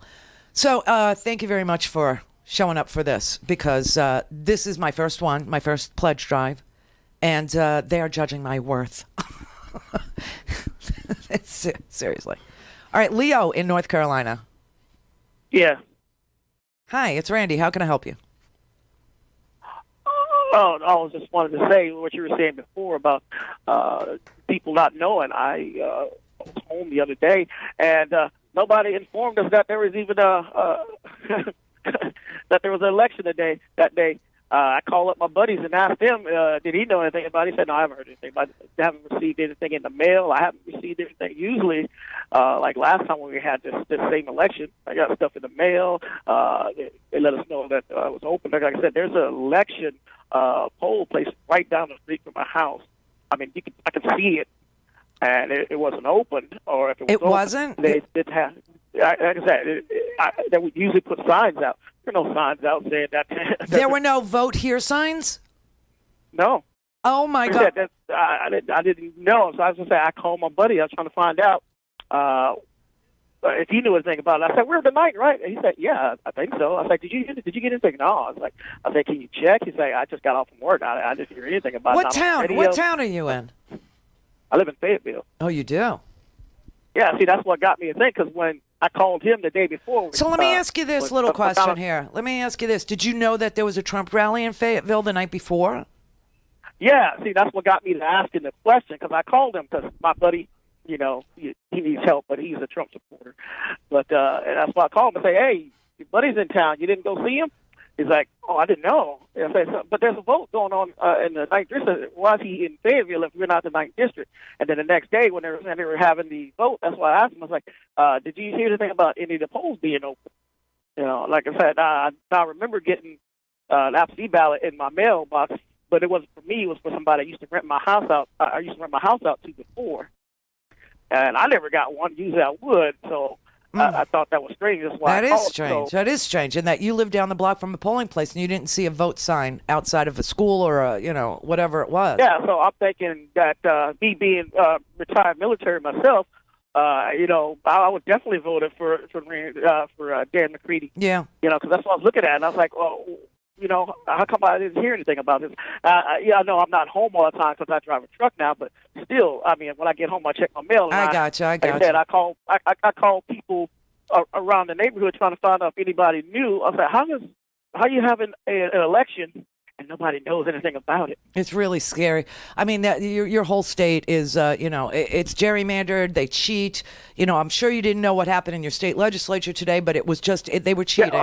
They were literally cheating. I mean, it's just amazing. And yes, you're ex-military, I'm ex-military. I mean, of course, ex-military guys would go and vote for a Marine. I mean, it made no sense to me. It really made no sense. But, I got so many calls, Leo. I got so many more than just yours. Women were calling me saying they didn't know about it. Nobody told them about it. They got nothing in the mail about it. But look, the onus is partially on the Democrats but they were out there yesterday. The McCready guys were. They said they knocked on 100,000 doors. So. Well, they couldn't have knocked on my door because I got the Ring doorbell, so if they were knocked, I was gone. Yeah, I hear you. Well, I'm so sorry you missed out, but hey, I'm sorry I missed out. But there'll be another one in 2020. There'll be a big one that you won't miss. Oh yeah, I definitely won't. Definitely not missing that. Yeah. Well, thank you for calling me. I appreciate you. Thank you. Okay. Bye-bye. Bye-bye. Bye. Robin, Mesa, Arizona. Yes. Hey, Randy. I can see a whole lot more investigation going into North Carolina. Oh, it's so corrupt there. It's unbelievable. And people were embarrassed about this bathroom bill, and they did not even understand that they had a chance to vote for the guy to vote against the guy that sponsored the bathroom bill, because that's who that guy is. Right, and what are the odds that this election gets thrown out too if they look at it? Yeah. But anyways, hey, I called just for a quick note on the background checks. One thing that's not being emphasized enough is it will help give the police the opportunity to get the guns out of the bad people's hands, because what will happen is every transferable weapon should have proof that there's a background check done on the recipient. So they can set up stings. So like if you're a felon or someone who just doesn't qualify, you're going to go on Craigslist or wherever to find the gun anyways. The police can set that up. Yeah. And they can get those weapons off the streets. They can get those weapons out of the hands of the bad guys with guns. So we got to emphasize. I mean, we just had that mass shooting that killed several police officers. You know, all of a sudden, Blue Lives Matter. Oh, these people are such front-running hypocrites. I mean, they're worse than that. They're liars. They don't care about any other life. They only care about their piece of metal. You know, I mean, you would think that people would want the police to know. Because the first question the police are going to ask when they enter your house is, do you have any weapons, ma'am? Okay, that's the first thing they're going to say. So, wouldn't it be good if they knew what they were walking into in the first place? And I think background checks would help them take the guns away from these people before they start firing. I mean, honestly, they are outgunned on the streets. They truly are, which is why they're so trigger happy. They're just terrified. You know, it would go a really long way in the de-escalation process, which is what we need here to protect the lives of all people. If they knew what they were getting themselves into in the first place and they didn't fear that whoever it is that they were trying to check on didn't have more weaponry than they did. You know what I mean? It's amazing. And this Las Vegas guy, remember him, the 58? You would think that would have been it. But, oh, no. Mary had a little man. The false. We believe that all men are created equal. To the magnificent mosaic that is America. From radio beacon to radio beacon. I have a dream today. Change has come to America. Believe it. Knock, knock. Who's there? It's a figment of your imagination. Randi Rhodes Show. Turn up your mind. Under the procedures outlined in this resolution, we will hold hearings that allow us to further consider the evidence against the president. Yay. At those hearings, in addition to member questioning, we will allow staff counsel to participate for 1 hour per witness, evenly divided between the majority and the minority. This will allow us to develop the record in ways that the 5-minute rule does not always permit. Right. We will also allow the president to respond to the evidence in writing and on the record. No matter how we may disagree with him, President Trump is entitled to respond to the evidence in this way. And we will treat certain sensitive evidence, such as grand jury information, as being received in executive session. Under these procedures, when we have finished these hearings and considered as much evidence as we are able to gather, we will then decide whether to refer articles of impeachment to the House floor.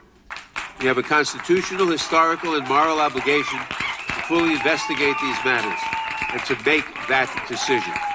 Let us take the next step in that work without delay. I urge my colleagues to adopt this resolution, and I yield it back. Yay!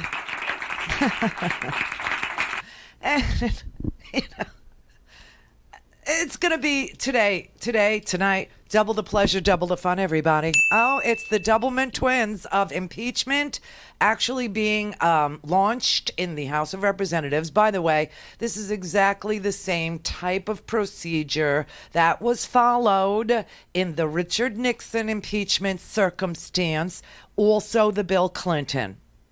So for everybody on all sides of all aisles, there's something in it for all of you to grasp onto and say, hey, that's exactly the same.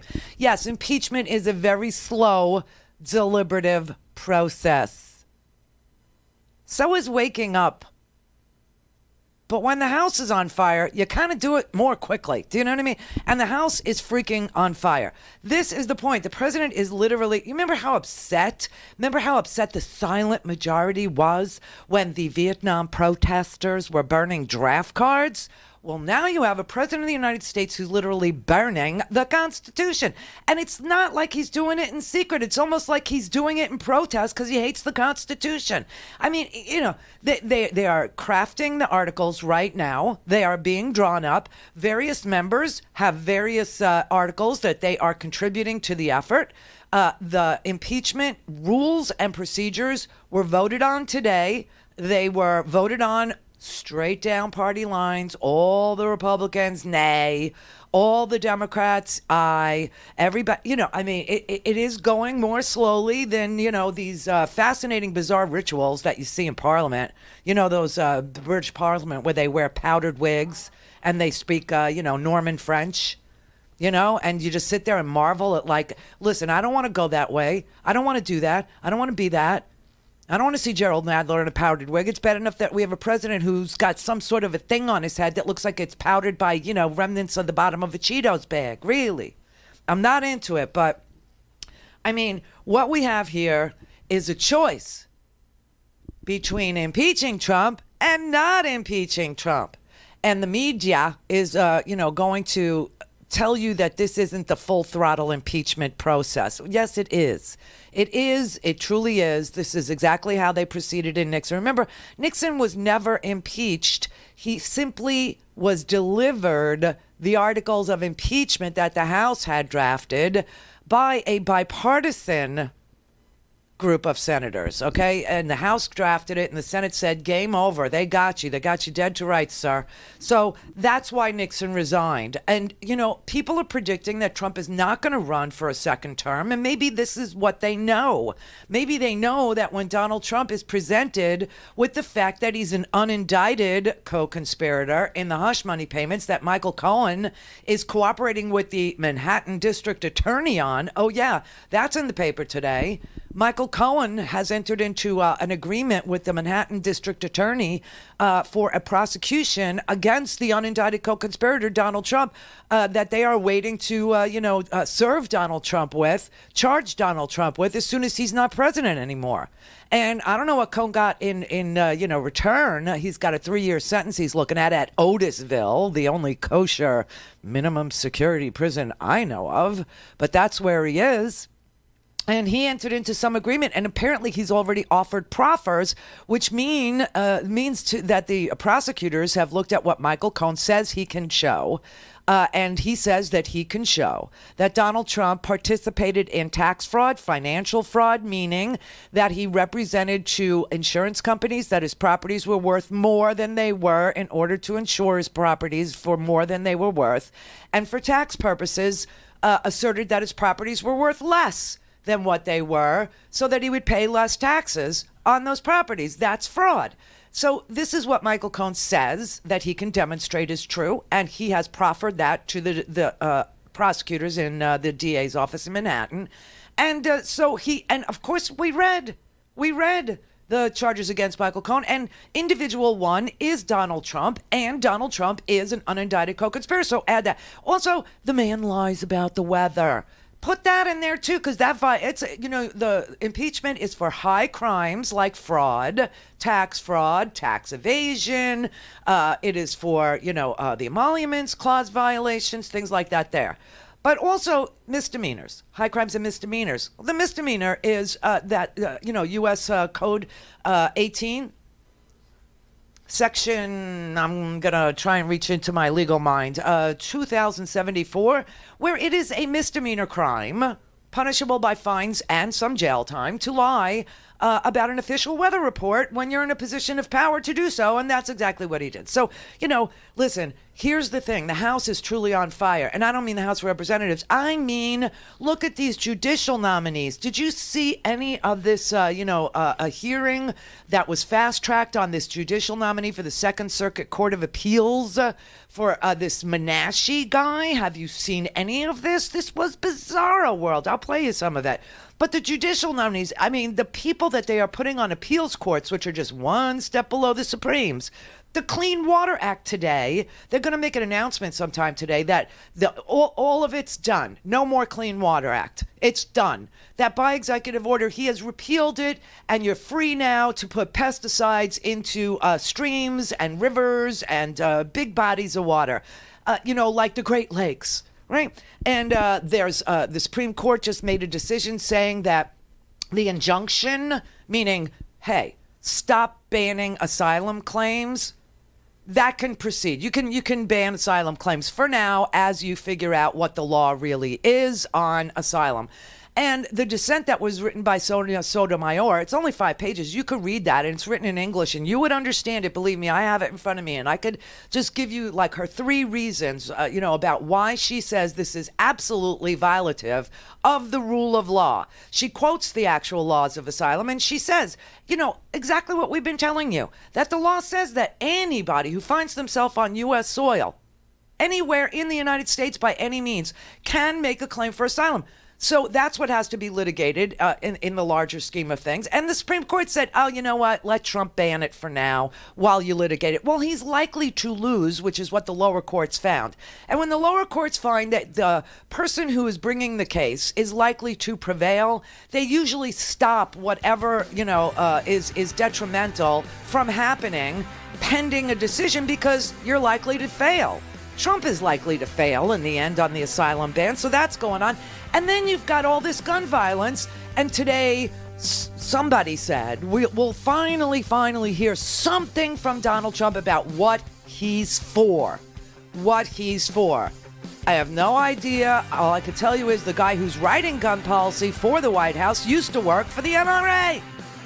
So I don't know what you expect to get. But the house is on fire, and that's why very impatient people, and normally I'm a very patient, understanding, kind, generous person. But the house is on fire. It's time to actually fast-track the impeachment hearings. You only got less than 40 days of legislative days left. But they're doing it.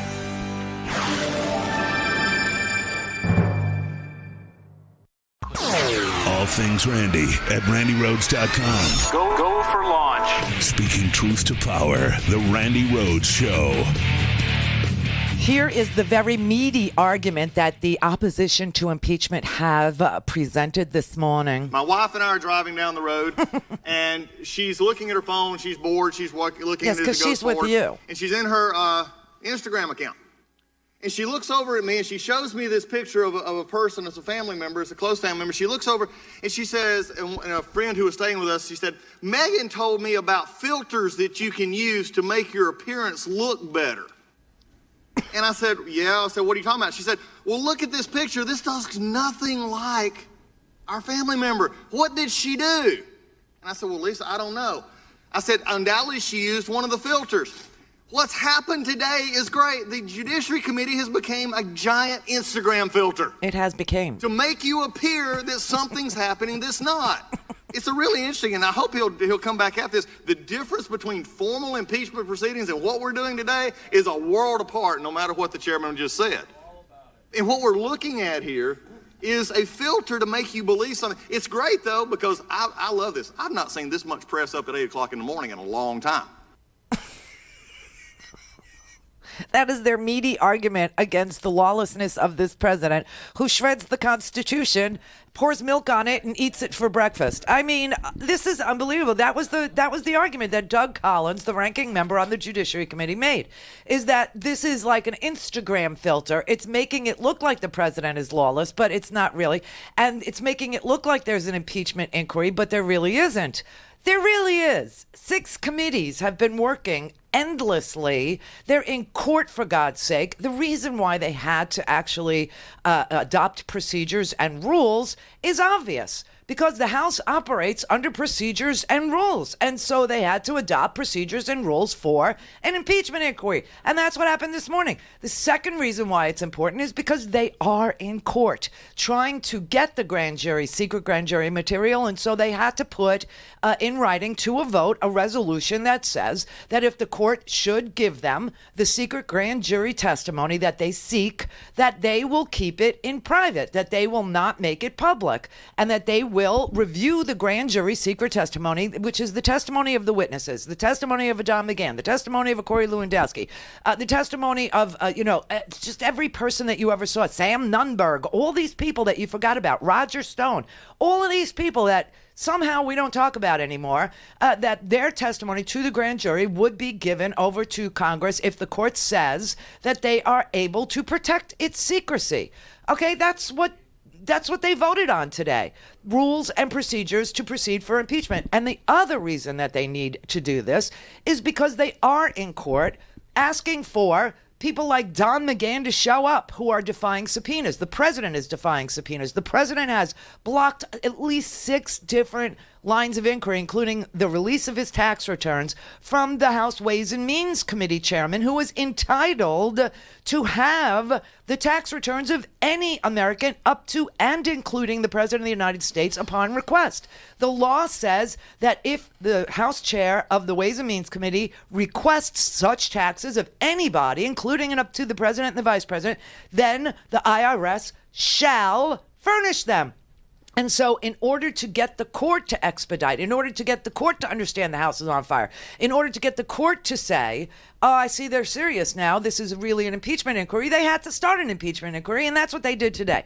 So I don't know what all the confusion is by a lot of impatient people on this freaking planet. I'm pretty patient. I'm also anxious. I know that there are so few legislative days left. I know that we have to have hearings. I know the American people will watch them. I know the American people are entitled to hear them. I know that they're entitled to hear what Don McGahn actually was asked to do by the president. I know that they're entitled to know whether or not, people were like Corey Lewandowski, supposed to testify next Tuesday, by the way. Next Tuesday. And people are entitled to know whether or not Corey Lewandowski, who was not part of the administration, was phoned up because McGahn said no to firing Jeff Sessions. And so the president went outside of the White House to a guy who has absolutely no claim to executive privilege. 0, 0, none, 0, zip, zilch, goose, egg, squat, donut, nada. No claim to executive privilege. So he's going to testify next Tuesday, and we're entitled to know if the president obstructed the delivery of justice. I mean, we're entitled. And the best argument that Doug Collins can make is that this is an Instagram account with a filter upon. I think he means Snapchat, but I don't know. I mean, this is just so bizarre. And then the media is going to tell you that Nancy Pelosi won't call it an impeachment inquiry, and she won't call it this, and she won't call it that. That's just not true. She did have a press conference today, and for me, it was crystal clear that she is into three things, has always been into three things: legislating, litigating, and impeaching if the evidence is there. And it obviously is. We all see it. She sees it too.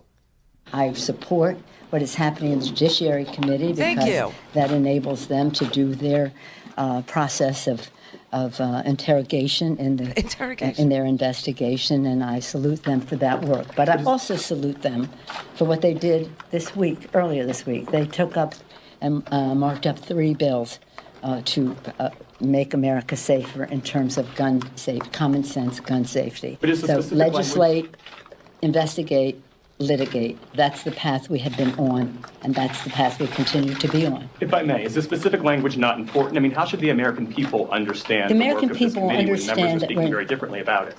It's not. You're the only ones who are showing this. That's not true, ma'am. Yes, it is. Isn't true. Look, I travel the entire country. Come with me sometime, and you'll hear what the American people are saying. They understand that impeachment is a very divisive measure. But if we have to go there, we'll have to go there. But we can't go there unless we have the facts, and we will follow the facts, and we will follow the obstruction that the president is making of us getting the facts and make our decision when we're ready. That's the only question. That's all I'm going to say about this subject. And there's nothing different from one day to the next. We're still on our same path. And I don't know how they hear it. I don't know why people hear it as she's not for it. She says she supports what's going on in the Judiciary Committee. The House of Representatives has 6 different committees that are all investigating different areas of Trump's, various law breaking. Okay, everything from the Ways and Means Committee, as I mentioned, on taxes, okay, to the Judiciary Committee, who's setting rules and procedures for moving towards impeachment, to the environmental, the House Committee on revoking clean water, and I don't know what else people need to hear from her, except that she supports what Gerald Nadler did today, and that as soon as they get the evidence out of the mouths of the people who are obstructing this inquiry, as soon as the court. That's the litigation part. As soon as the court says, yes, Don McGahn has to testify. Yes, Hope Hicks has to testify. Yes, Corey Lewandowski has to testify. Yes, you could have the grand jury secret material of those witnesses who testified under oath to a grand jury. As long as you take it in a private session, we will give it to you. What is the difference between what Gerald Nadler is saying and what Nancy Pelosi is saying, or what Jamie Raskin is saying, or what Ocasio-Cortez is saying? There is no difference. There's no shred. I just understand it's a very deliberative, slow process, like waking up in the morning for me. Slow and deliberate. Right? Call in, connect. To speak to Randi, call 561-270-3844. 561-270-3844. Mr. Chairman, you just made my point. I go back to my very first statement of my Snapchat filter. You're using your Snapchat filter here. You said Instagram. You went basically to say that, what now? Instagram, you said. Instagram, Snapchat. Yeah, I missed it. Darn it. I mean, we're so in fantasy land here. Nobody knows what's going on. No, you don't. This is the problem. You just went back to what we said. What? Instagram, Snapchat, Twitter. It doesn't matter. We're not in an impeachment inquiry. Genius. Instagram, Snapchat, Twitter. I don't know the difference. One of my staffers wrote it down. I thought it was a funny line, and I missed it. I missed it. That whole story about his wife being bored in the car because she's riding with him, and she's, scrolling through her Instagram account. No, that was a lie. What she was talking about were Snapchat filters, which I suspected at the beginning when Doug Collins first said that he was technologically advanced, that he was lying, and that his wife is just plain bored, and this is why she's putting, like, little noses and ears on herself to take pictures. And that the family, is walking around taking selfies and using filters because they're bored. They live with him. And this is the genius. That we're not in an impeachment inquiry. We're not in an impeachment inquiry no matter what you say. We're just not. And then he starts questioning the procedures that are being set here, because that's what this hearing was. This was about setting the procedures and the rules for an impeachment inquiry. And then we come to today. The resolve part, which is actually the real part of this resolution. Which, right. Again, it's real. For all of the folks covering this is not anything special. Yeah. In fact, let's talk about it. Number one, the chairman may designate a full committee or subcommittee hearing for the purpose of presentation of information to this committee. Oh my goodness, you can do that anytime you wake up. The chairman could wake up this morning and say, this is what we're doing today. Why do we need a resolve clause for that? To I didn't tell know the we court. needed to define the chairman's authority into saying what we're going to do today. He's made it very clear for all year, this is what he wants to do. Right. The second one, if a witness is called to testify, the committee staff, here we are again, because we know it looks more impeachment-like if we have staff answering questions. I don't know what it's like on the other side of the aisle here, but staff meetings must be heck around here, because I've never seen a majority bunch of members who desperately want to give away their authority to staff to do something. Oh, really? I've never seen this with the brand of lawyers that you have on your side of the aisle. I am amazed that you just don't ask for more member questioning and let some of these brilliant lawyers go at it, because they're good. Okay. Case in point, the Kavanaugh hearings. Remember that? Not only did the staff ask questions, but they brought in a completely unrelated to the Senate prosecutor. Remember her? To question Brett Kavanaugh because the men didn't want to be seen as being too tough on Christy Blasey Ford. Everybody remember that? Now that I mention, yeah, you do. The reason why they asked for an hour after the 5-minute rule of questioning, the staff got an hour divided equally between Republican staff lawyers and Democratic staff lawyers, is so that they couldn't argue that they couldn't use staff lawyers the way that the Senate did when they brought in a completely new prosecutor. They had to vote on that rule too. I'm so sorry. This is so, they have nothing. They have nothing to defend the president with. They have no evidence that would run counter to the fact that he's an unindicted co-conspirator, that he paid hush money and lied about it, that he changed his weather reports, that he welcomed the help of the Russians, that the Russians interfered in our election in a sweeping and systemic manner, and that he tried to obstruct that inquiry into the Trump campaign. I mean, it's all there. They have nothing to offer factually that would demonstrate that the Democrats had nothing, or that this was made up, or that none of this ever happened.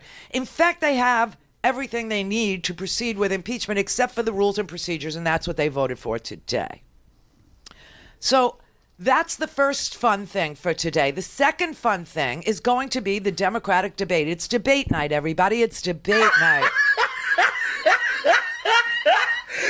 Look at the top of his head. Oh, I hope Andrew Yang just says that. I mean, all I can tell you is I could tell you what I know about the debates. They will be in Houston. ABC will have them. Univision will have them. They will be live at 8 p.m. Eastern time. They go from 8 to 11, so it's a long one. It's 8, 9, 10, 11. It's a 3-hour debate. Stephanopoulos is the main host. Then they have 3 others, including Jorge Ramos from Univision. That guy that nobody knows is an actual anchor at ABC. I don't even know his name, but when you see him, you'll say, yeah, that's right. He's in it. Yes. What's his name? David Muir? Muir. That's David Muir. See, I don't even know. David Muir. Yeah, nobody knows he's an anchor, but he'll get his moment in the sun tonight. Anyway, and here's another thing I could tell you. 42% of Americans have told a pollster that they will not be watching. What? They don't even want to know what the Democrats' position is on asylum or the environment or climate change or this president or impeachment or immigration or big money in politics. They don't even want to hear like a discussion. No, because my eyes, my ear, my culty-like brain, it could not handle outside information that Q is not delivering to my virgin eyes and ears. I don't even know what that is about, but that's a real poll. 42%. I will not watch. I don't want to hear them. I can't have a Democratic voice in my house.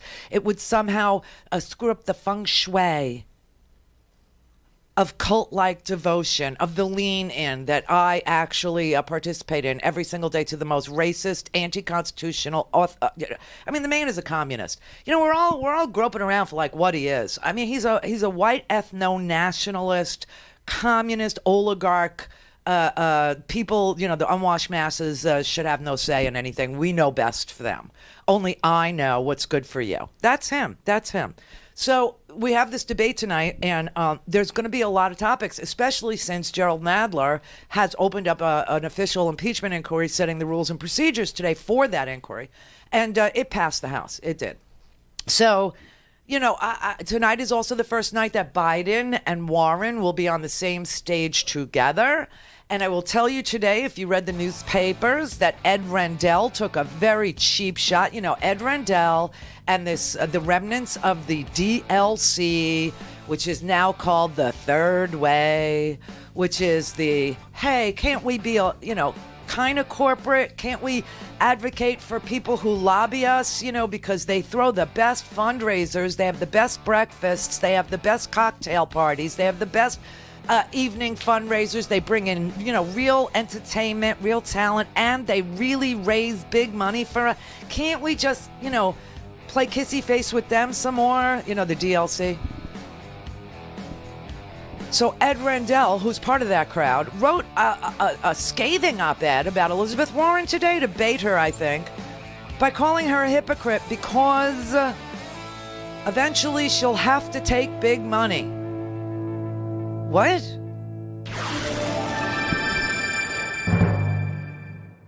Clear. This is the Randi Rhodes Show. To speak with Randi, dial 561-270-3844. That's 561-270-3844. So obviously we had a CNN poll that came out yesterday, and essentially we had Biden barely in first place at 24%, Warren at 18%, and Sanders at 17%. Barely in first place? Well, I mean, look at this trend. This is the trend. If you compare this to our last poll, what did we see? We saw that Biden was up by 14 points over Sanders. And I think the important trend line here, though, just generally speaking, is that Warren was only at 7% in late May in our CNN poll, and she's kind of gotten up 15, 14, and 18 is the highest she's ever been in a CNN poll. And you have some thoughts about where she may be making those gains. Yeah, so I think that this is the very important thing to sort of point out, which is All along, this primary has been about electability. Which is more important, a strong chance of beating Trump or share positions on the issues? And what we see is 55% say a strong chance of beating Trump. And take a look here. I think this is important because if you prefer the candidate, if on that last question, you prefer the candidate who can beat Trump, if that's more important to you, look at where we were in August. Biden was leading that group at 35%. Warren was way back at 15%. Now look today, and what you see is that lead for Biden has been cut down to 5 points. Warren up to 21%. So it seems to me, folks, that she's making some inroads on the electability argument, which is very key in this primary. So we all know that Donald Trump will make whoever the nominee is the issue, right? This will never be about Donald Trump, this election for Donald Trump, because if it is about Donald Trump loses. So whoever our nominee is, that is who Donald Trump is going to make into his foil, the enemy. That is the person that's going to get the most preposterous nickname, the most racist nickname, the ugliest nickname, Sleepy Joe is nothing next to what he will call, what I mean? He's losing his mojo, whatever it is. So too bad we can't nominate somebody named not Trump, because we would win. And if the election was held today, we would win, because Donald Trump's polls are worse. They're worse than anybody in that position at this portion of his administration has ever been. Donald Trump is so weak right now that it's just too bad that we can't run a candidate that just simply runs as not Trump, because we would win. And if the election was held today, we would definitely win. But that's only because we don't have a candidate yet. Just to be honest with you. So Trump is going to try and take whatever, whoever the Democratic nominee is, and he's going to make them what the election is about. Our job is not to let him do that. Not to put any poison in your brain like he tried to put poison. And Elizabeth Warren weathered this storm she took a DNA test. She was curious about her family's story prior to DNA testing, where her family believed that they were of American Indian heritage, Native American heritage. And she took a DNA test, and it turns out, not really. And so she apologized. She apologized to individuals. She apologized to Indian tribes. She said that, she did not understand that DNA itself, in and of itself, did not make you a member of a tribe. That you actually had to be a member of a tribe in order to be a member of a tribe. And the Indian community, the Native American community, has said, we forgive you. But Donald Trump is going to try and put, Colombian tires around the neck and set them ablaze around the neck of anyone who is our candidate, anybody who is our candidate. And he is in polls getting beaten by virtually every Democrat in every state, including the great state of Texas. Can you believe he's probably being beat by candidates who aren't even running, if there are any of those left? Now, this is going to be the last debate without Tom Steyer. He has qualified for the next debate in October. I don't even know how you feel about Tom Steyer. We've never talked about Tom Steyer. I have no idea. I had a clear idea about Mr. Starbucks, and he's out. He's not running anymore. Okay, he was going to run as an independent, and he was going to be a spoiler. And now, Schultz says, I'm not going to do it. I'm not going to do it. So we have that. But I will tell you this. Andrew Yang, if you're a member of the Yang Gang, and if you're not, Andrew Yang is an entrepreneur. He brands himself as, math. That's his slogan, math. And he's brilliant.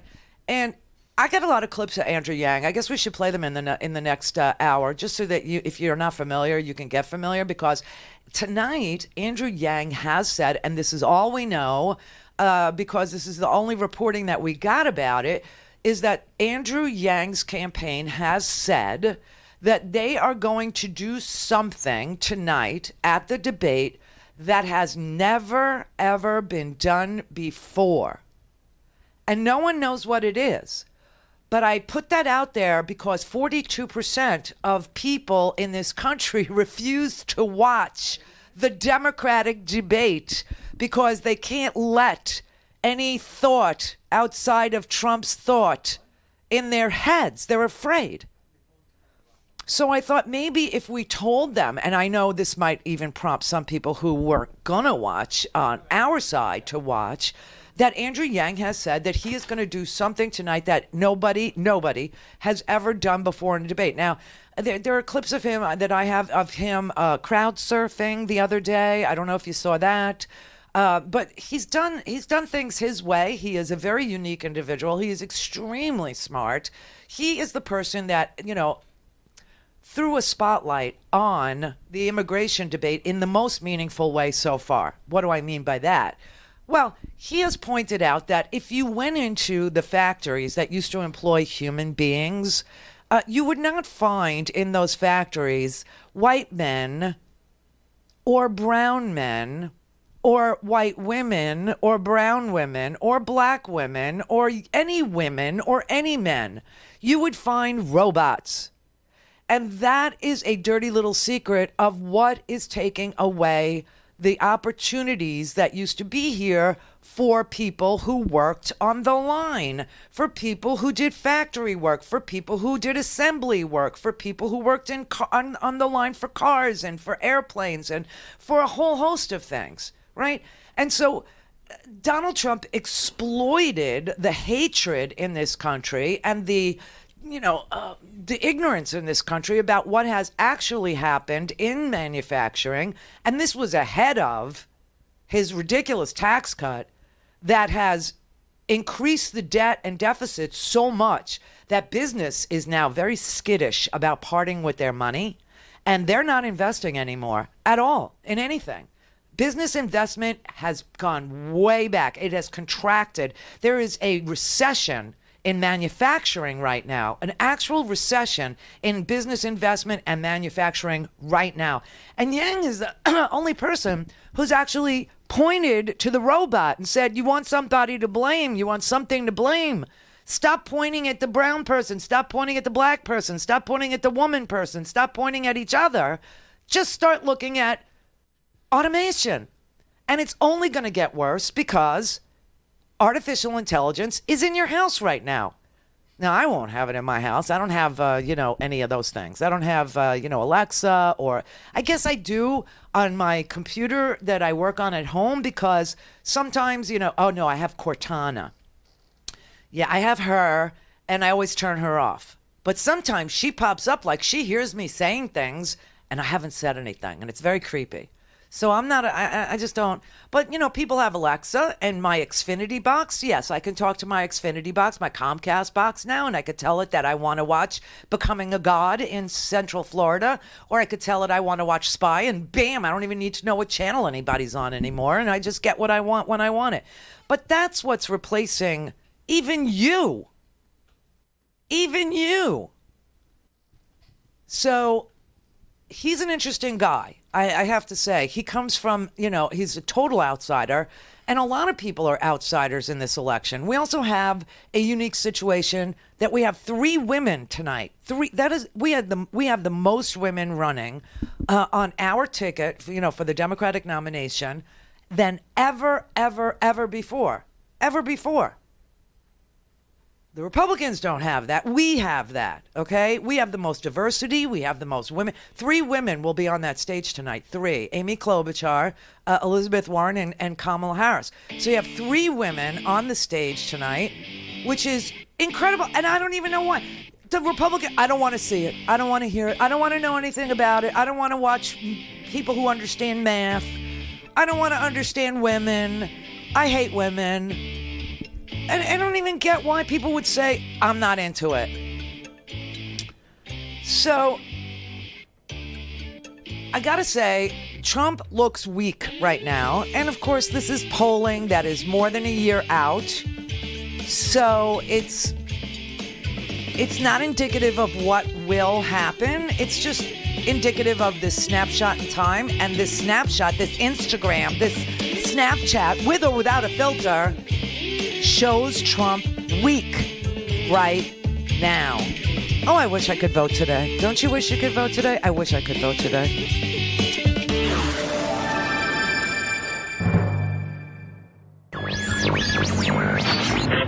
Mary had The fault. We believe that all men are created equal. To the magnificent mosaic that is America. From radio beacon to radio beacon.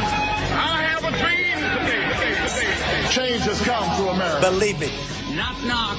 Who's there? It's a figment of your imagination. Randi Rhodes Show. Turn up your mind.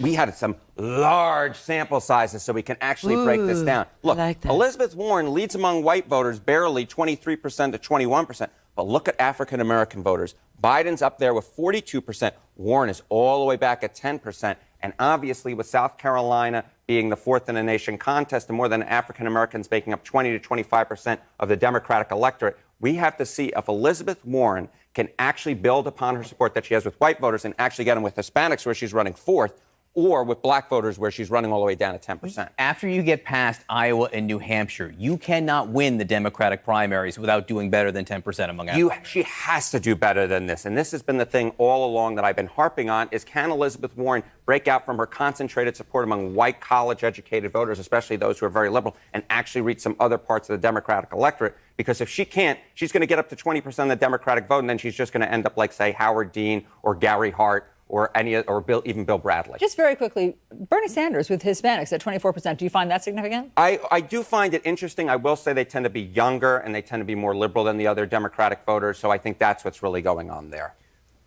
We talk about ideology, whether Democrats want a moderate or a liberal. You have some polling on that. Yeah, so I think that this is also sort of why I think Joe Biden still is in the best position to win the Democratic primary. We said, do you fear that, this was a great question we asked, do you feel that the Democratic nominee will be too liberal? Do you fear? Fear. Do you feel they'll be too liberal or not liberal enough? 49% said they feared it would be too liberal, and Biden, of course, is the only moderate really running in the top lane right now. So to me, this is good news for him, and it matches up with the fact that more Democrats self-identify as either moderate or conservative. So that's what the polling shows at this very moment. It shows that Elizabeth Warren needs to increase her inroads with African-American voters. Bernie Sanders seems to be winning with young Hispanics, and Joe Biden wins with African-Americans and with moderate voters. People are divided in the party. I mean, when you get up to 49%, that means that the other side is 51% say, and that's saying, you know, if nobody said, I don't care or I don't know, that 51% want a progressive and 49% are afraid of a progressive. That's the spin on those numbers. 49% are afraid that Elizabeth Warren, a capitalist woman, an outsider, somebody who is for consumer advocacy, who thinks that big banks have had their way with you entirely too long through things like credit card interest rates, now college loan interest rates, and home loans, need to be, I don't know, held to a higher standards to protect the consumer's dollars through something called the Consumer Protection Bill or Consumer Protection Board, which is now run by Mick Mulvaney, who is also the chief of staff of the White. I mean, everybody's got these dual roles now. So now we're going to have Mike Pompeo be the next Henry Kissinger, right? Because Henry Kissinger was the Secretary of State and the National Security Advisor for like 2 years in '73 when we were at war in Vietnam. So now Donald Trump can't find anybody to work for him, so Pompeo is going to be the Secretary of State, the former CIA, head of the CIA, and the National Security Advisor. He's a one-man intelligence, So anyway, you know, what we're looking at tonight is whether or not Biden and Warren go at it. And what in the world is this different thing that Andrew Yang is going to do? Can Kamala Harris have another sugar high? Can she have another moment? How will she have it? Will she have it by, attacking Joe Biden? Will she have it by, disagreeing with Elizabeth Warren? Will she have it with we don't know. We don't know. But I will tell you that Joe Biden, according to this poll, is the front runner. But he is a fragile front runner. And by that I mean this party of ours is completely split down the, don't let the door hit you, right? Where the good Lord split you is like right there, where 49% are afraid of a progressive and 51% want a progressive. So tonight is a very important night for everybody to tune in. This is the third Democratic debate. And we're less than, I think February is when Iowa votes. So what is this? September, October, November, December, January, February, 5 months. So we're less than 6 months away from the first primary. Now, Iowa will go first, and that does influence people because people like a winner. That's weird, but it's true. And New Hampshire, but I will tell you something. Excuse me, I had to clear my throat. So let me tell you this. They're talking a lot about South Carolina, and South Carolina is a good chunk of the African-American thought process, right? You will see the African-American thought process in action in places like South Carolina. But what they're not talking about is that California moved up its primary, and California is now an early primary state. And that is going to be a huge moment for whoever wins. A huge moment. I mean, it's the 6th largest economy in the world. In the world, California. So what the 6th largest economy California ought to be in the G7. Except that they're part of the United States, and so we're in the G7 as a group. But, this is something that nobody is mentioning, and I just thought it needs to be mentioned. Now, tonight we're going to hear whether or not Biden... Listen, I don't know where Biden is on impeachment. Do you? Because maybe I missed it. I don't know. I have to tell you, I have Biden exploding eye syndrome today. It's very tiny, but I have a popped blood vessel in this eye right here. Ooh. So, God punished me for, actually showing the shot of Biden spontaneously hemorrhaging on the TV. And he said, don't you dare. Don't you dare. You throw... what is it? It's you can't live in a... I don't live in a glass house. Can't throw stones, but, So, yeah, God punished me. One of my blood vessels is actually exploding in my head right now. So we don't know. I don't know. I don't know where Biden is on impeachment. Does anybody in this audience know? If you do, let me know, because I don't know. I missed it. I went through all my Biden clips, and I apparently don't have one of him talking about impeachment. I know that he believes that Trump is abhorrent. I know he believes that Trump is racist. I know that he believes that... I know he's for an assault weapons ban. I know a lot of his positions, on a lot of things, but I don't know if he's for impeachment. I know Elizabeth Warren truly is. This is about principle. This is about what kind of a democracy we have. In a dictatorship, everything in government revolves around protecting the one person at the center, but not in our democracy and not under our Constitution. We have checks and balances, and we have to proceed here in a way understanding our place in history that not only protects democracy now, but protects democracy when the next president comes in and the next president and the president after that. But that's our responsibility. But you started off by talking about some of your travels and people talking about climate change and their concerns and tabletop issues. Yes. Doesn't putting a lot of Democrats focused on impeaching the president, which is not going to pass in the Senate, it's not really going to go anywhere in that sense, doesn't that take away focus from the tabletop issues that you and other Democrats say they want to run on? Why would it? Let me just say, if you've actually read the Mueller report, it's all laid out there. Mm-hmm. It's not like it's going to take a long time to figure this out. It's there. It's got the footnotes. It's got the points. It connects directly to the law. But this really is fundamentally, I took an oath to uphold the Constitution of the United States. And so did everybody else in the Senate and in the House.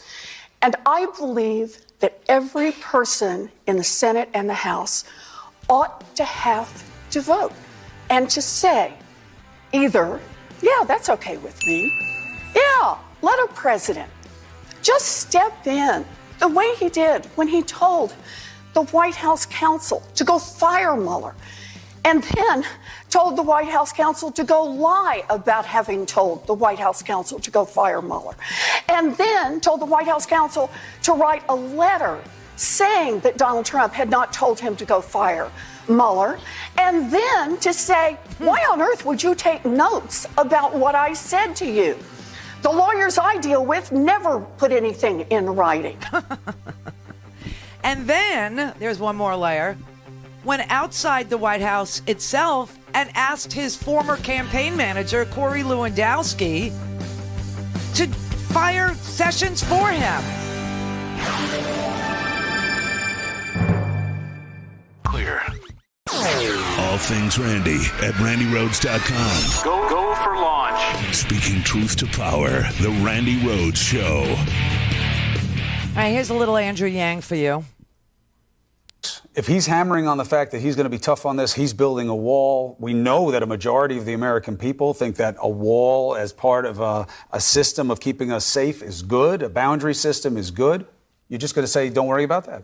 Well, we need to enforce our borders. We need to actually have the resources in place to enforce the rules as they're written.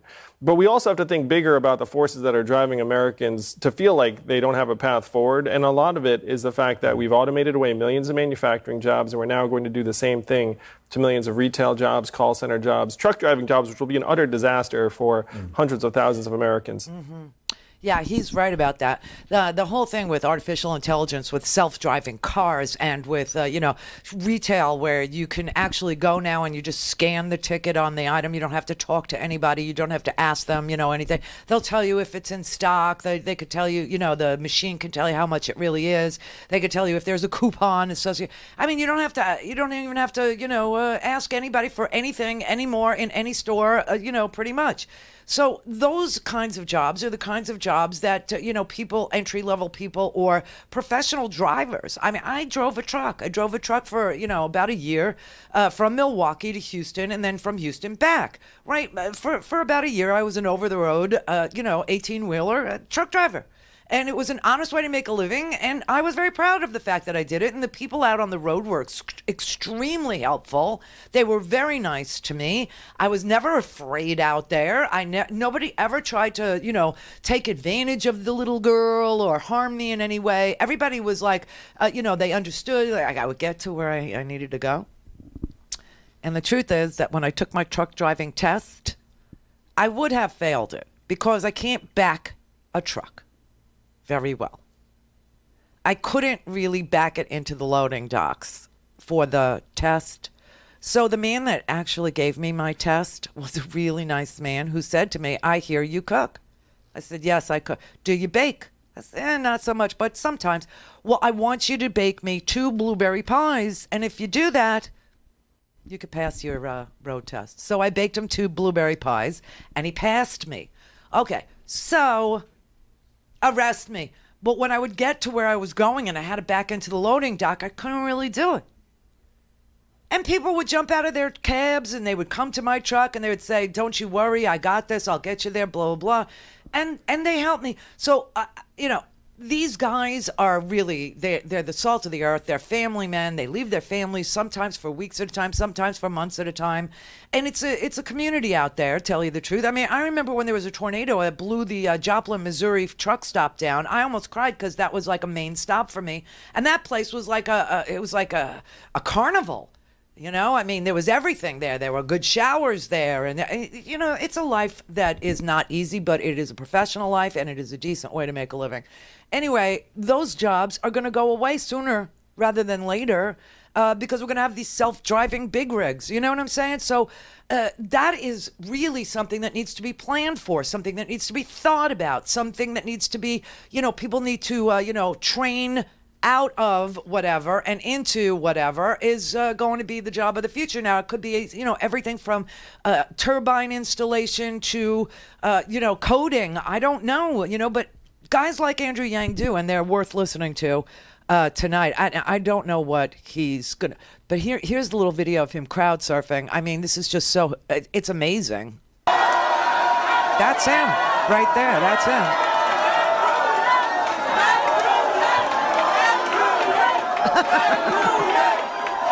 Maybe that's his entry tonight. I mean, he said he's going to do something that nobody has ever done. But I will. He's very physical. I will say he's very into fitness, very physical. I suppose tonight there will be questions about vaping. I mean, I don't know what the deal is with the vaping. I could tell you, I've been watching the news reports about the vaping, and it doesn't look like vaping is a very good thing for people to be doing. Although I have no earthly idea. All I could tell you is that kids that didn't smoke cigarettes or don't smoke cigarettes decided that vaping would be, something they could do. And so they have done it and they continue to do it.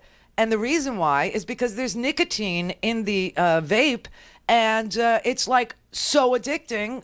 And I know this because I'm freaking addicted to nicotine and have been since I'm 12. And I hate it, but I am. And I can't tell you how many people in my family have told me, oh, you should vape, you should vape, you should vape. And, you know, they vape everything from marijuana to, you know, nicotine to this and that. And they have bigger, badder, better vapes. And, you know, clouds of smoke fill the room and all that. And they've been harping on me like I'm, you know, some sort of a beyond hope type of person because I am a nicotine addict, that I should give it up and do it their way. And it turns out that'll kill you faster. There's something in it. And I will tell you, Juul, the company Juul, markets to our children. There was testimony. There were 2 days of congressional testimony about this thing. And the kids, their testimony was pretty freaking shocking. They testified that the people from Juul actually went into their classrooms. They got access to the kids who didn't smoke cigarettes. They didn't smoke anything. And they got access to the kids in the classroom and told the kids in the classroom, it's totally cool. It's without any downside. There's nothing dangerous about it. It's 100% safe. And these freaking kids said, well, they were in our school. And so they told it. And so it became like, you know, something we could do with no penalty to our health or to any other thing. And they ended up getting addicted to the nicotine and then mixing it with pot. And there's something in it that is causing this rare form of pneumonia that causes kids to not be able to breathe to the point of needing to be on a ventilator and nearly dying. So much for my family's advice. But yeah, I told you, I'm always being shamed about the fact that I smoke cigarettes, even though they all smoke the pot. And I've asked you a million times not to judge me, but they just won't stop. So anyway, here's a little bit about that.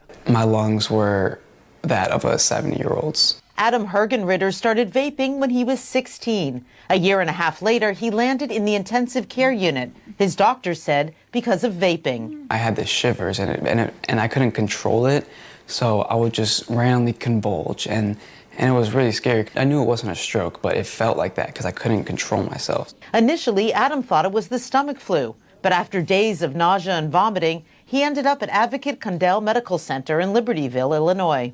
To know that my son's lungs, 18 years old, healthy, an athlete, typical 18-year-old boy, to be laying in a bed and not being able to breathe, and it's every parent's nightmare.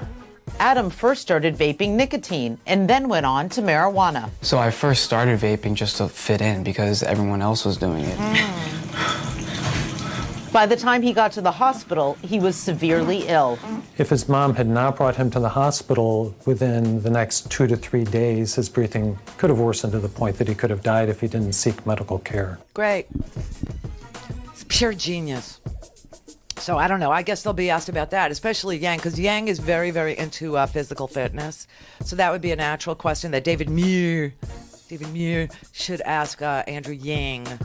So I don't know. Maybe he's going to body surf his way to the stage. You gotta watch, though, right?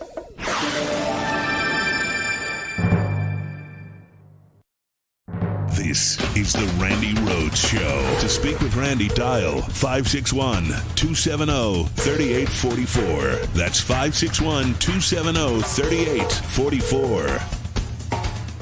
We face an entire generation of kids addicted to nicotine who are human guinea pigs for the Juul experiment overall. Many of Juul's tactics seem to be right out of the big tobacco playbook. We never wanted any non-nicotine user, and certainly nobody underage, to ever use Juul products. Juul hasn't provided satisfactory... We've seen passionate exchanges between tobacco opponents, Juul executives, and members of Congress at a 2-day congressional hearing on Juul's role in the youth vaping epidemic. But perhaps the most surprising exchange came from high schoolers, who revealed that Juul had sent a representative to their classroom last year, and that teachers were asked to leave the room. Did the presenter call Juul quote-unquote totally safe more than once? Yes.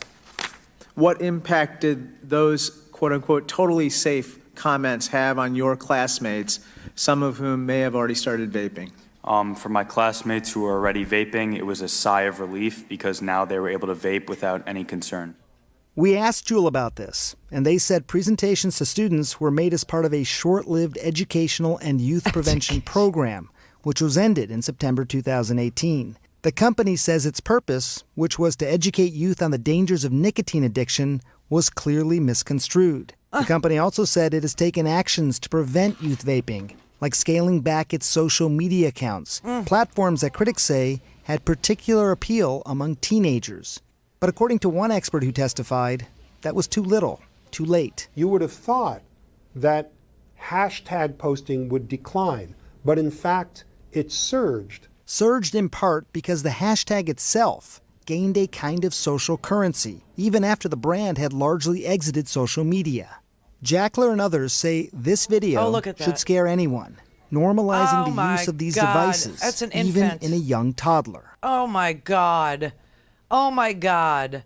So that was shocking to me, that they're in the schools and this company that sells, vapes are telling the kids, nothing. There's no downside to it. It has absolutely no ill health, and of course it's got nicotine in it. And nicotine is one of the most addictive substances known to man. I will tell you, Altria, which is the giant tobacco, company. It's humongous. It's got lobbyists everywhere. It has perpetrated some of the most bizarre lies against, people who, they used to have, doctors in white lab coats smoking Winston's, telling you Winston tastes good like a cigarette should, recommended by 9 out of 10 doctors. Seriously, smooth. Everything was about smoothness. And Juul actually, the Altria company bought large positions in Juul. They actually bought into Juul a large stake, and they started to market to young kids. And that video of a toddler being given a vape,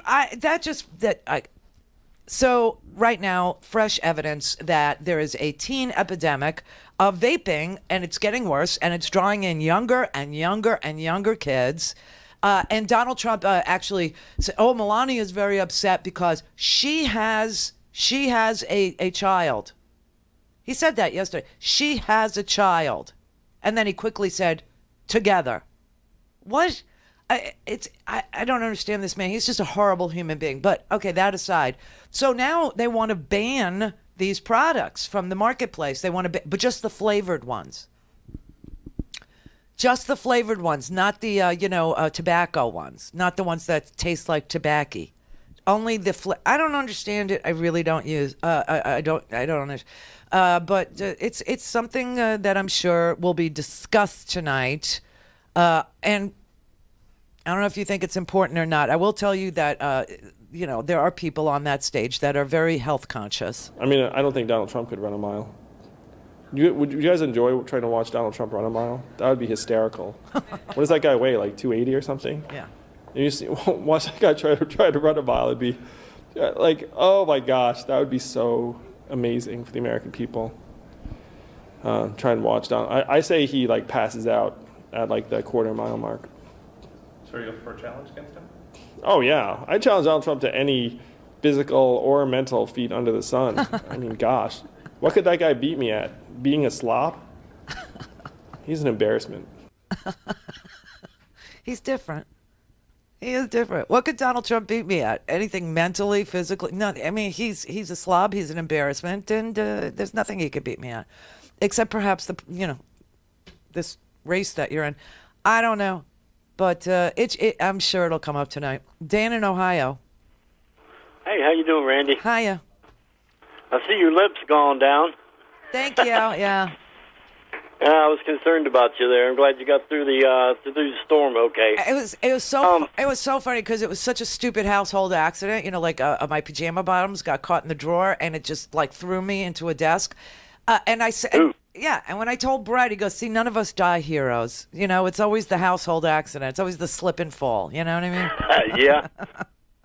What I wanted to call you about is I think I know why these people are getting sick vaping, because I've been vaping for 4 years. Oh, tell me about it. When you smoke a cigarette, do you draw the smoke directly into your lungs, or do you bring it into your mouth first? Mouth. Then inhale. Yes. These people are taking this stuff straight into their lungs. And that's dangerous. That's nicotine. But isn't that the way you puff pot too? Don't you go? No. like that? Well, when I take a drag off a cigarette, I take a drag. When I used to smoke, I would pull the smoke into my mouth and then I would inhale. I don't pull it directly into my lungs. I see what you're saying, but the question I'm asking now, because that's true. I mean, I'm a cigarette smoker. I hate it, but I am, and that's true. But the pot smokers that I've seen, they do it straight to the lung. They go like that. It just goes, right. So why doesn't that?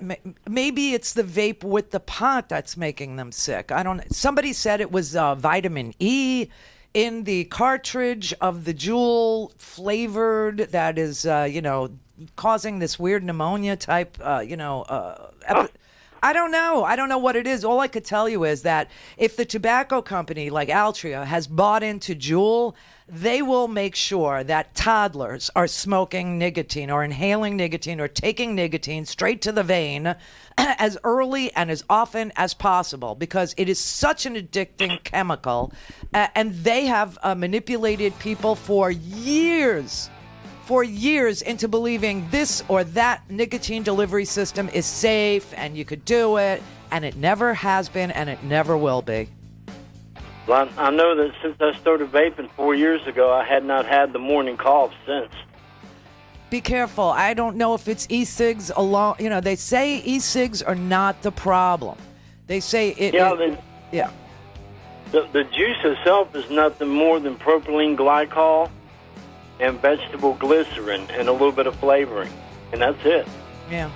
Well, I am not I'm not schooled up on what's actually in this brand or that brand, and that's why I won't denigrate nor promote anything. But I will say everything I've read, just don't do it.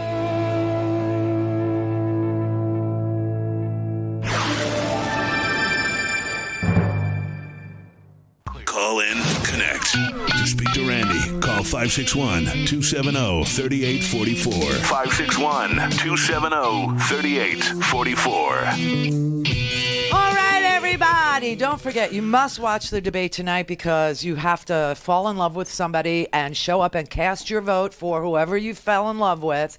And then whoever gets the nomination, that's when you fall in line. That's the harder thing to do. So tonight is easy. You get to watch, you get to listen, and I'm sure that the conversation, the topics that will come up will have everything. I think vaping will come up. I just do. Because the media reacts to, whatever is, the new thing, the big scare. And this vaping thing is, scaring the bejesus out of people, because you had, all these different cases in states all around the United States, unrelated to each other. And six people have already died from doing something with the vape. I don't know if they include pot in it, and I have no idea. They say vitamin E, maybe. The CDC is going to look at it. All I could tell you is that Trump is going to issue some sort of a ban, and that businesses are going to have to prove that theirs is safe, and industry is going to have to show that their e-cigarettes do not pose a public health threat. They're going to need to demonstrate that e-cigs without the added flavors should stay on the market. And until then, they're going to take the flavored ones off the market, all of them, and they're going to have to show, the manufacturers are going to have to show that their products can be misused, how they can be misused, and take steps not to have them misused. They're going to look at the nicotine content. They're going to look at safety. They're going to look at the tamper-proofing on the product, especially the little cartridges that are full of the oils. Yeah, they're going to, and so that's going to come up tonight. But the more important thing is going to be, how do you feel about impeachment? How do you feel about guns? Where are you on immigration? Where are you on climate change? What's your health care plan? Elizabeth Warren put together a new plan for Social Security to give people on Social Security a $200 a month raise today. I don't know how much time they'll spend on that, but that's really, really important. And the gun debate. And also, this is why at the beginning of the show I said, I was talking to you about the impeachment procedure and rules being voted for today along party lines out of the Judiciary Committee. And that did happen. And so they're going to ask about the impeachment stuff today. But it's like I said, it's a deliberative, slow process. Like getting up in the morning for me is I don't pop out of bed. I don't spring out of bed. I have to get up. I have to lay there for a while. I have to look around, see if I could grab 10 more minutes. I'm a snooze person. Let's do it again. One more time, 9 more minutes, right? Unless the house is on fire. And then you're up. Like, no time to luxuriate in your fabulous bed. So I want to show you why the house is on fire before you watch this debate tonight.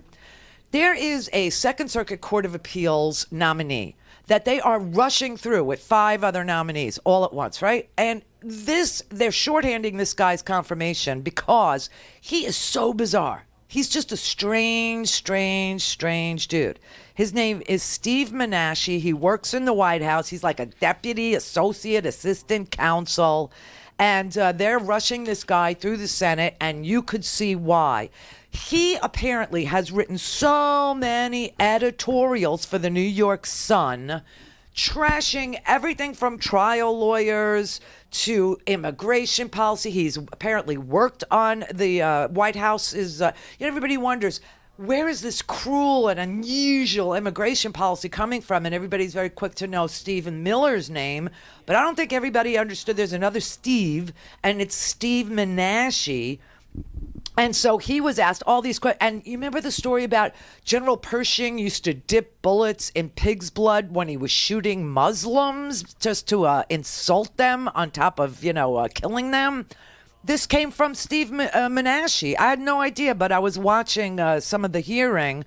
I thought I would share a few minutes of it with you because this is startling, but this is why the house is on fire. Mr. Chairman, Mr. Menashe, do justices on the Supreme Court have an anti-religious bias?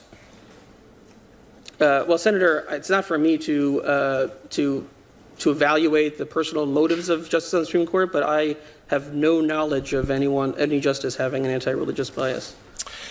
Did General John Pershing execute Muslim prisoners in the Philippines with bullets dipped in pig's fat? Yes, Senator, I think I would like to clarify that particular writing because it has come up. Could you start by answering the question that I asked? I think it's important to provide context because you can, but answer the question that I asked first. Did it or did it not Senator, happen? At the time that I had written that essay, I had read that anecdote in a number of sources and believed it to have been substantiated. After 20 years, it does seem You've learned that it's not true and an wasn't adequate true fact then. basis. I regret having repeated it.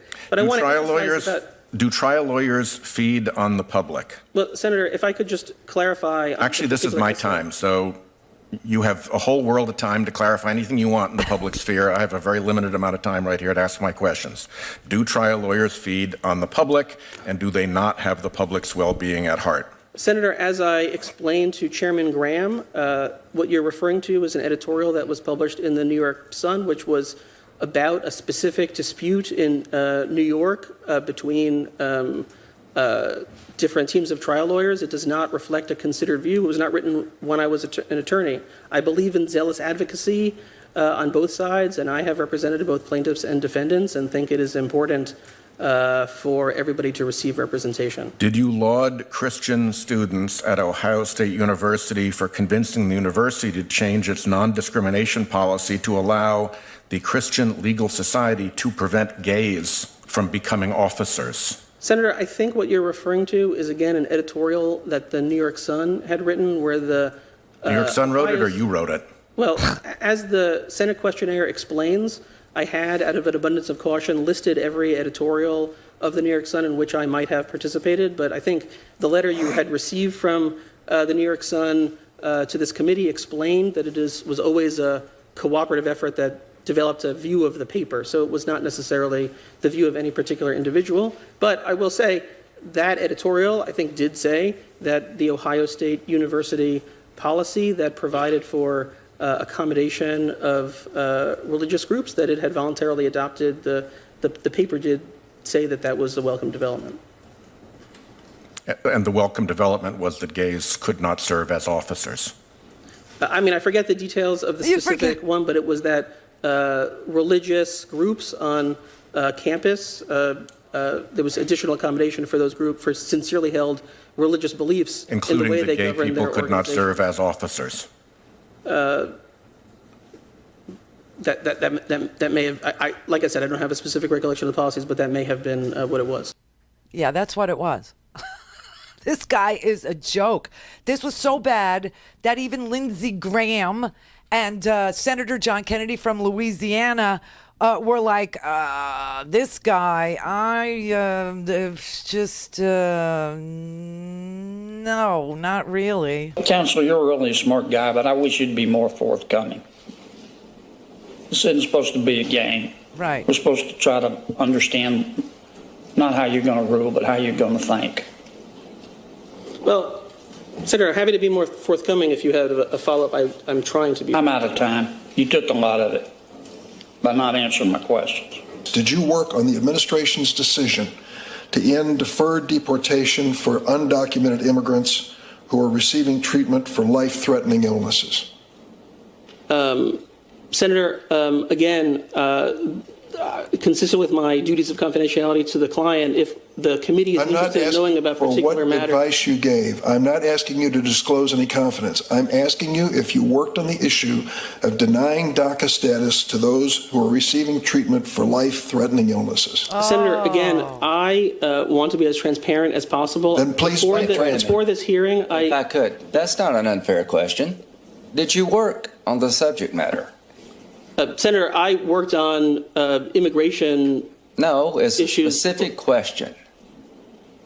Did you give legal advice on the subject matter? Is there a lifeline provision here? Phone a friend. He needs to phone a friend. So apparently the policy of kicking sick kids who had been invited into the United States, like that girl from Guatemala who went on to get her degree and graduated summa cum laude, but is suffering from a very rare genetic disease and was invited from Guatemala to come into the United States to participate in a clinical trial and was now going to be kicked out and taken off of this medical treatment that is saving her life and has been for 20 years. And she has saved lives by participating in that clinical trial for 20 years, risking her life to participate. Apparently that whole idea came from this guy, Steve Menashe, who is now going to be promoted to sit on the Second Circuit Court of Appeals. Wow. Even the Republicans are like, oh, duh, this has got to stop. These nominees are getting worse and worse. And that's why the House is on fire.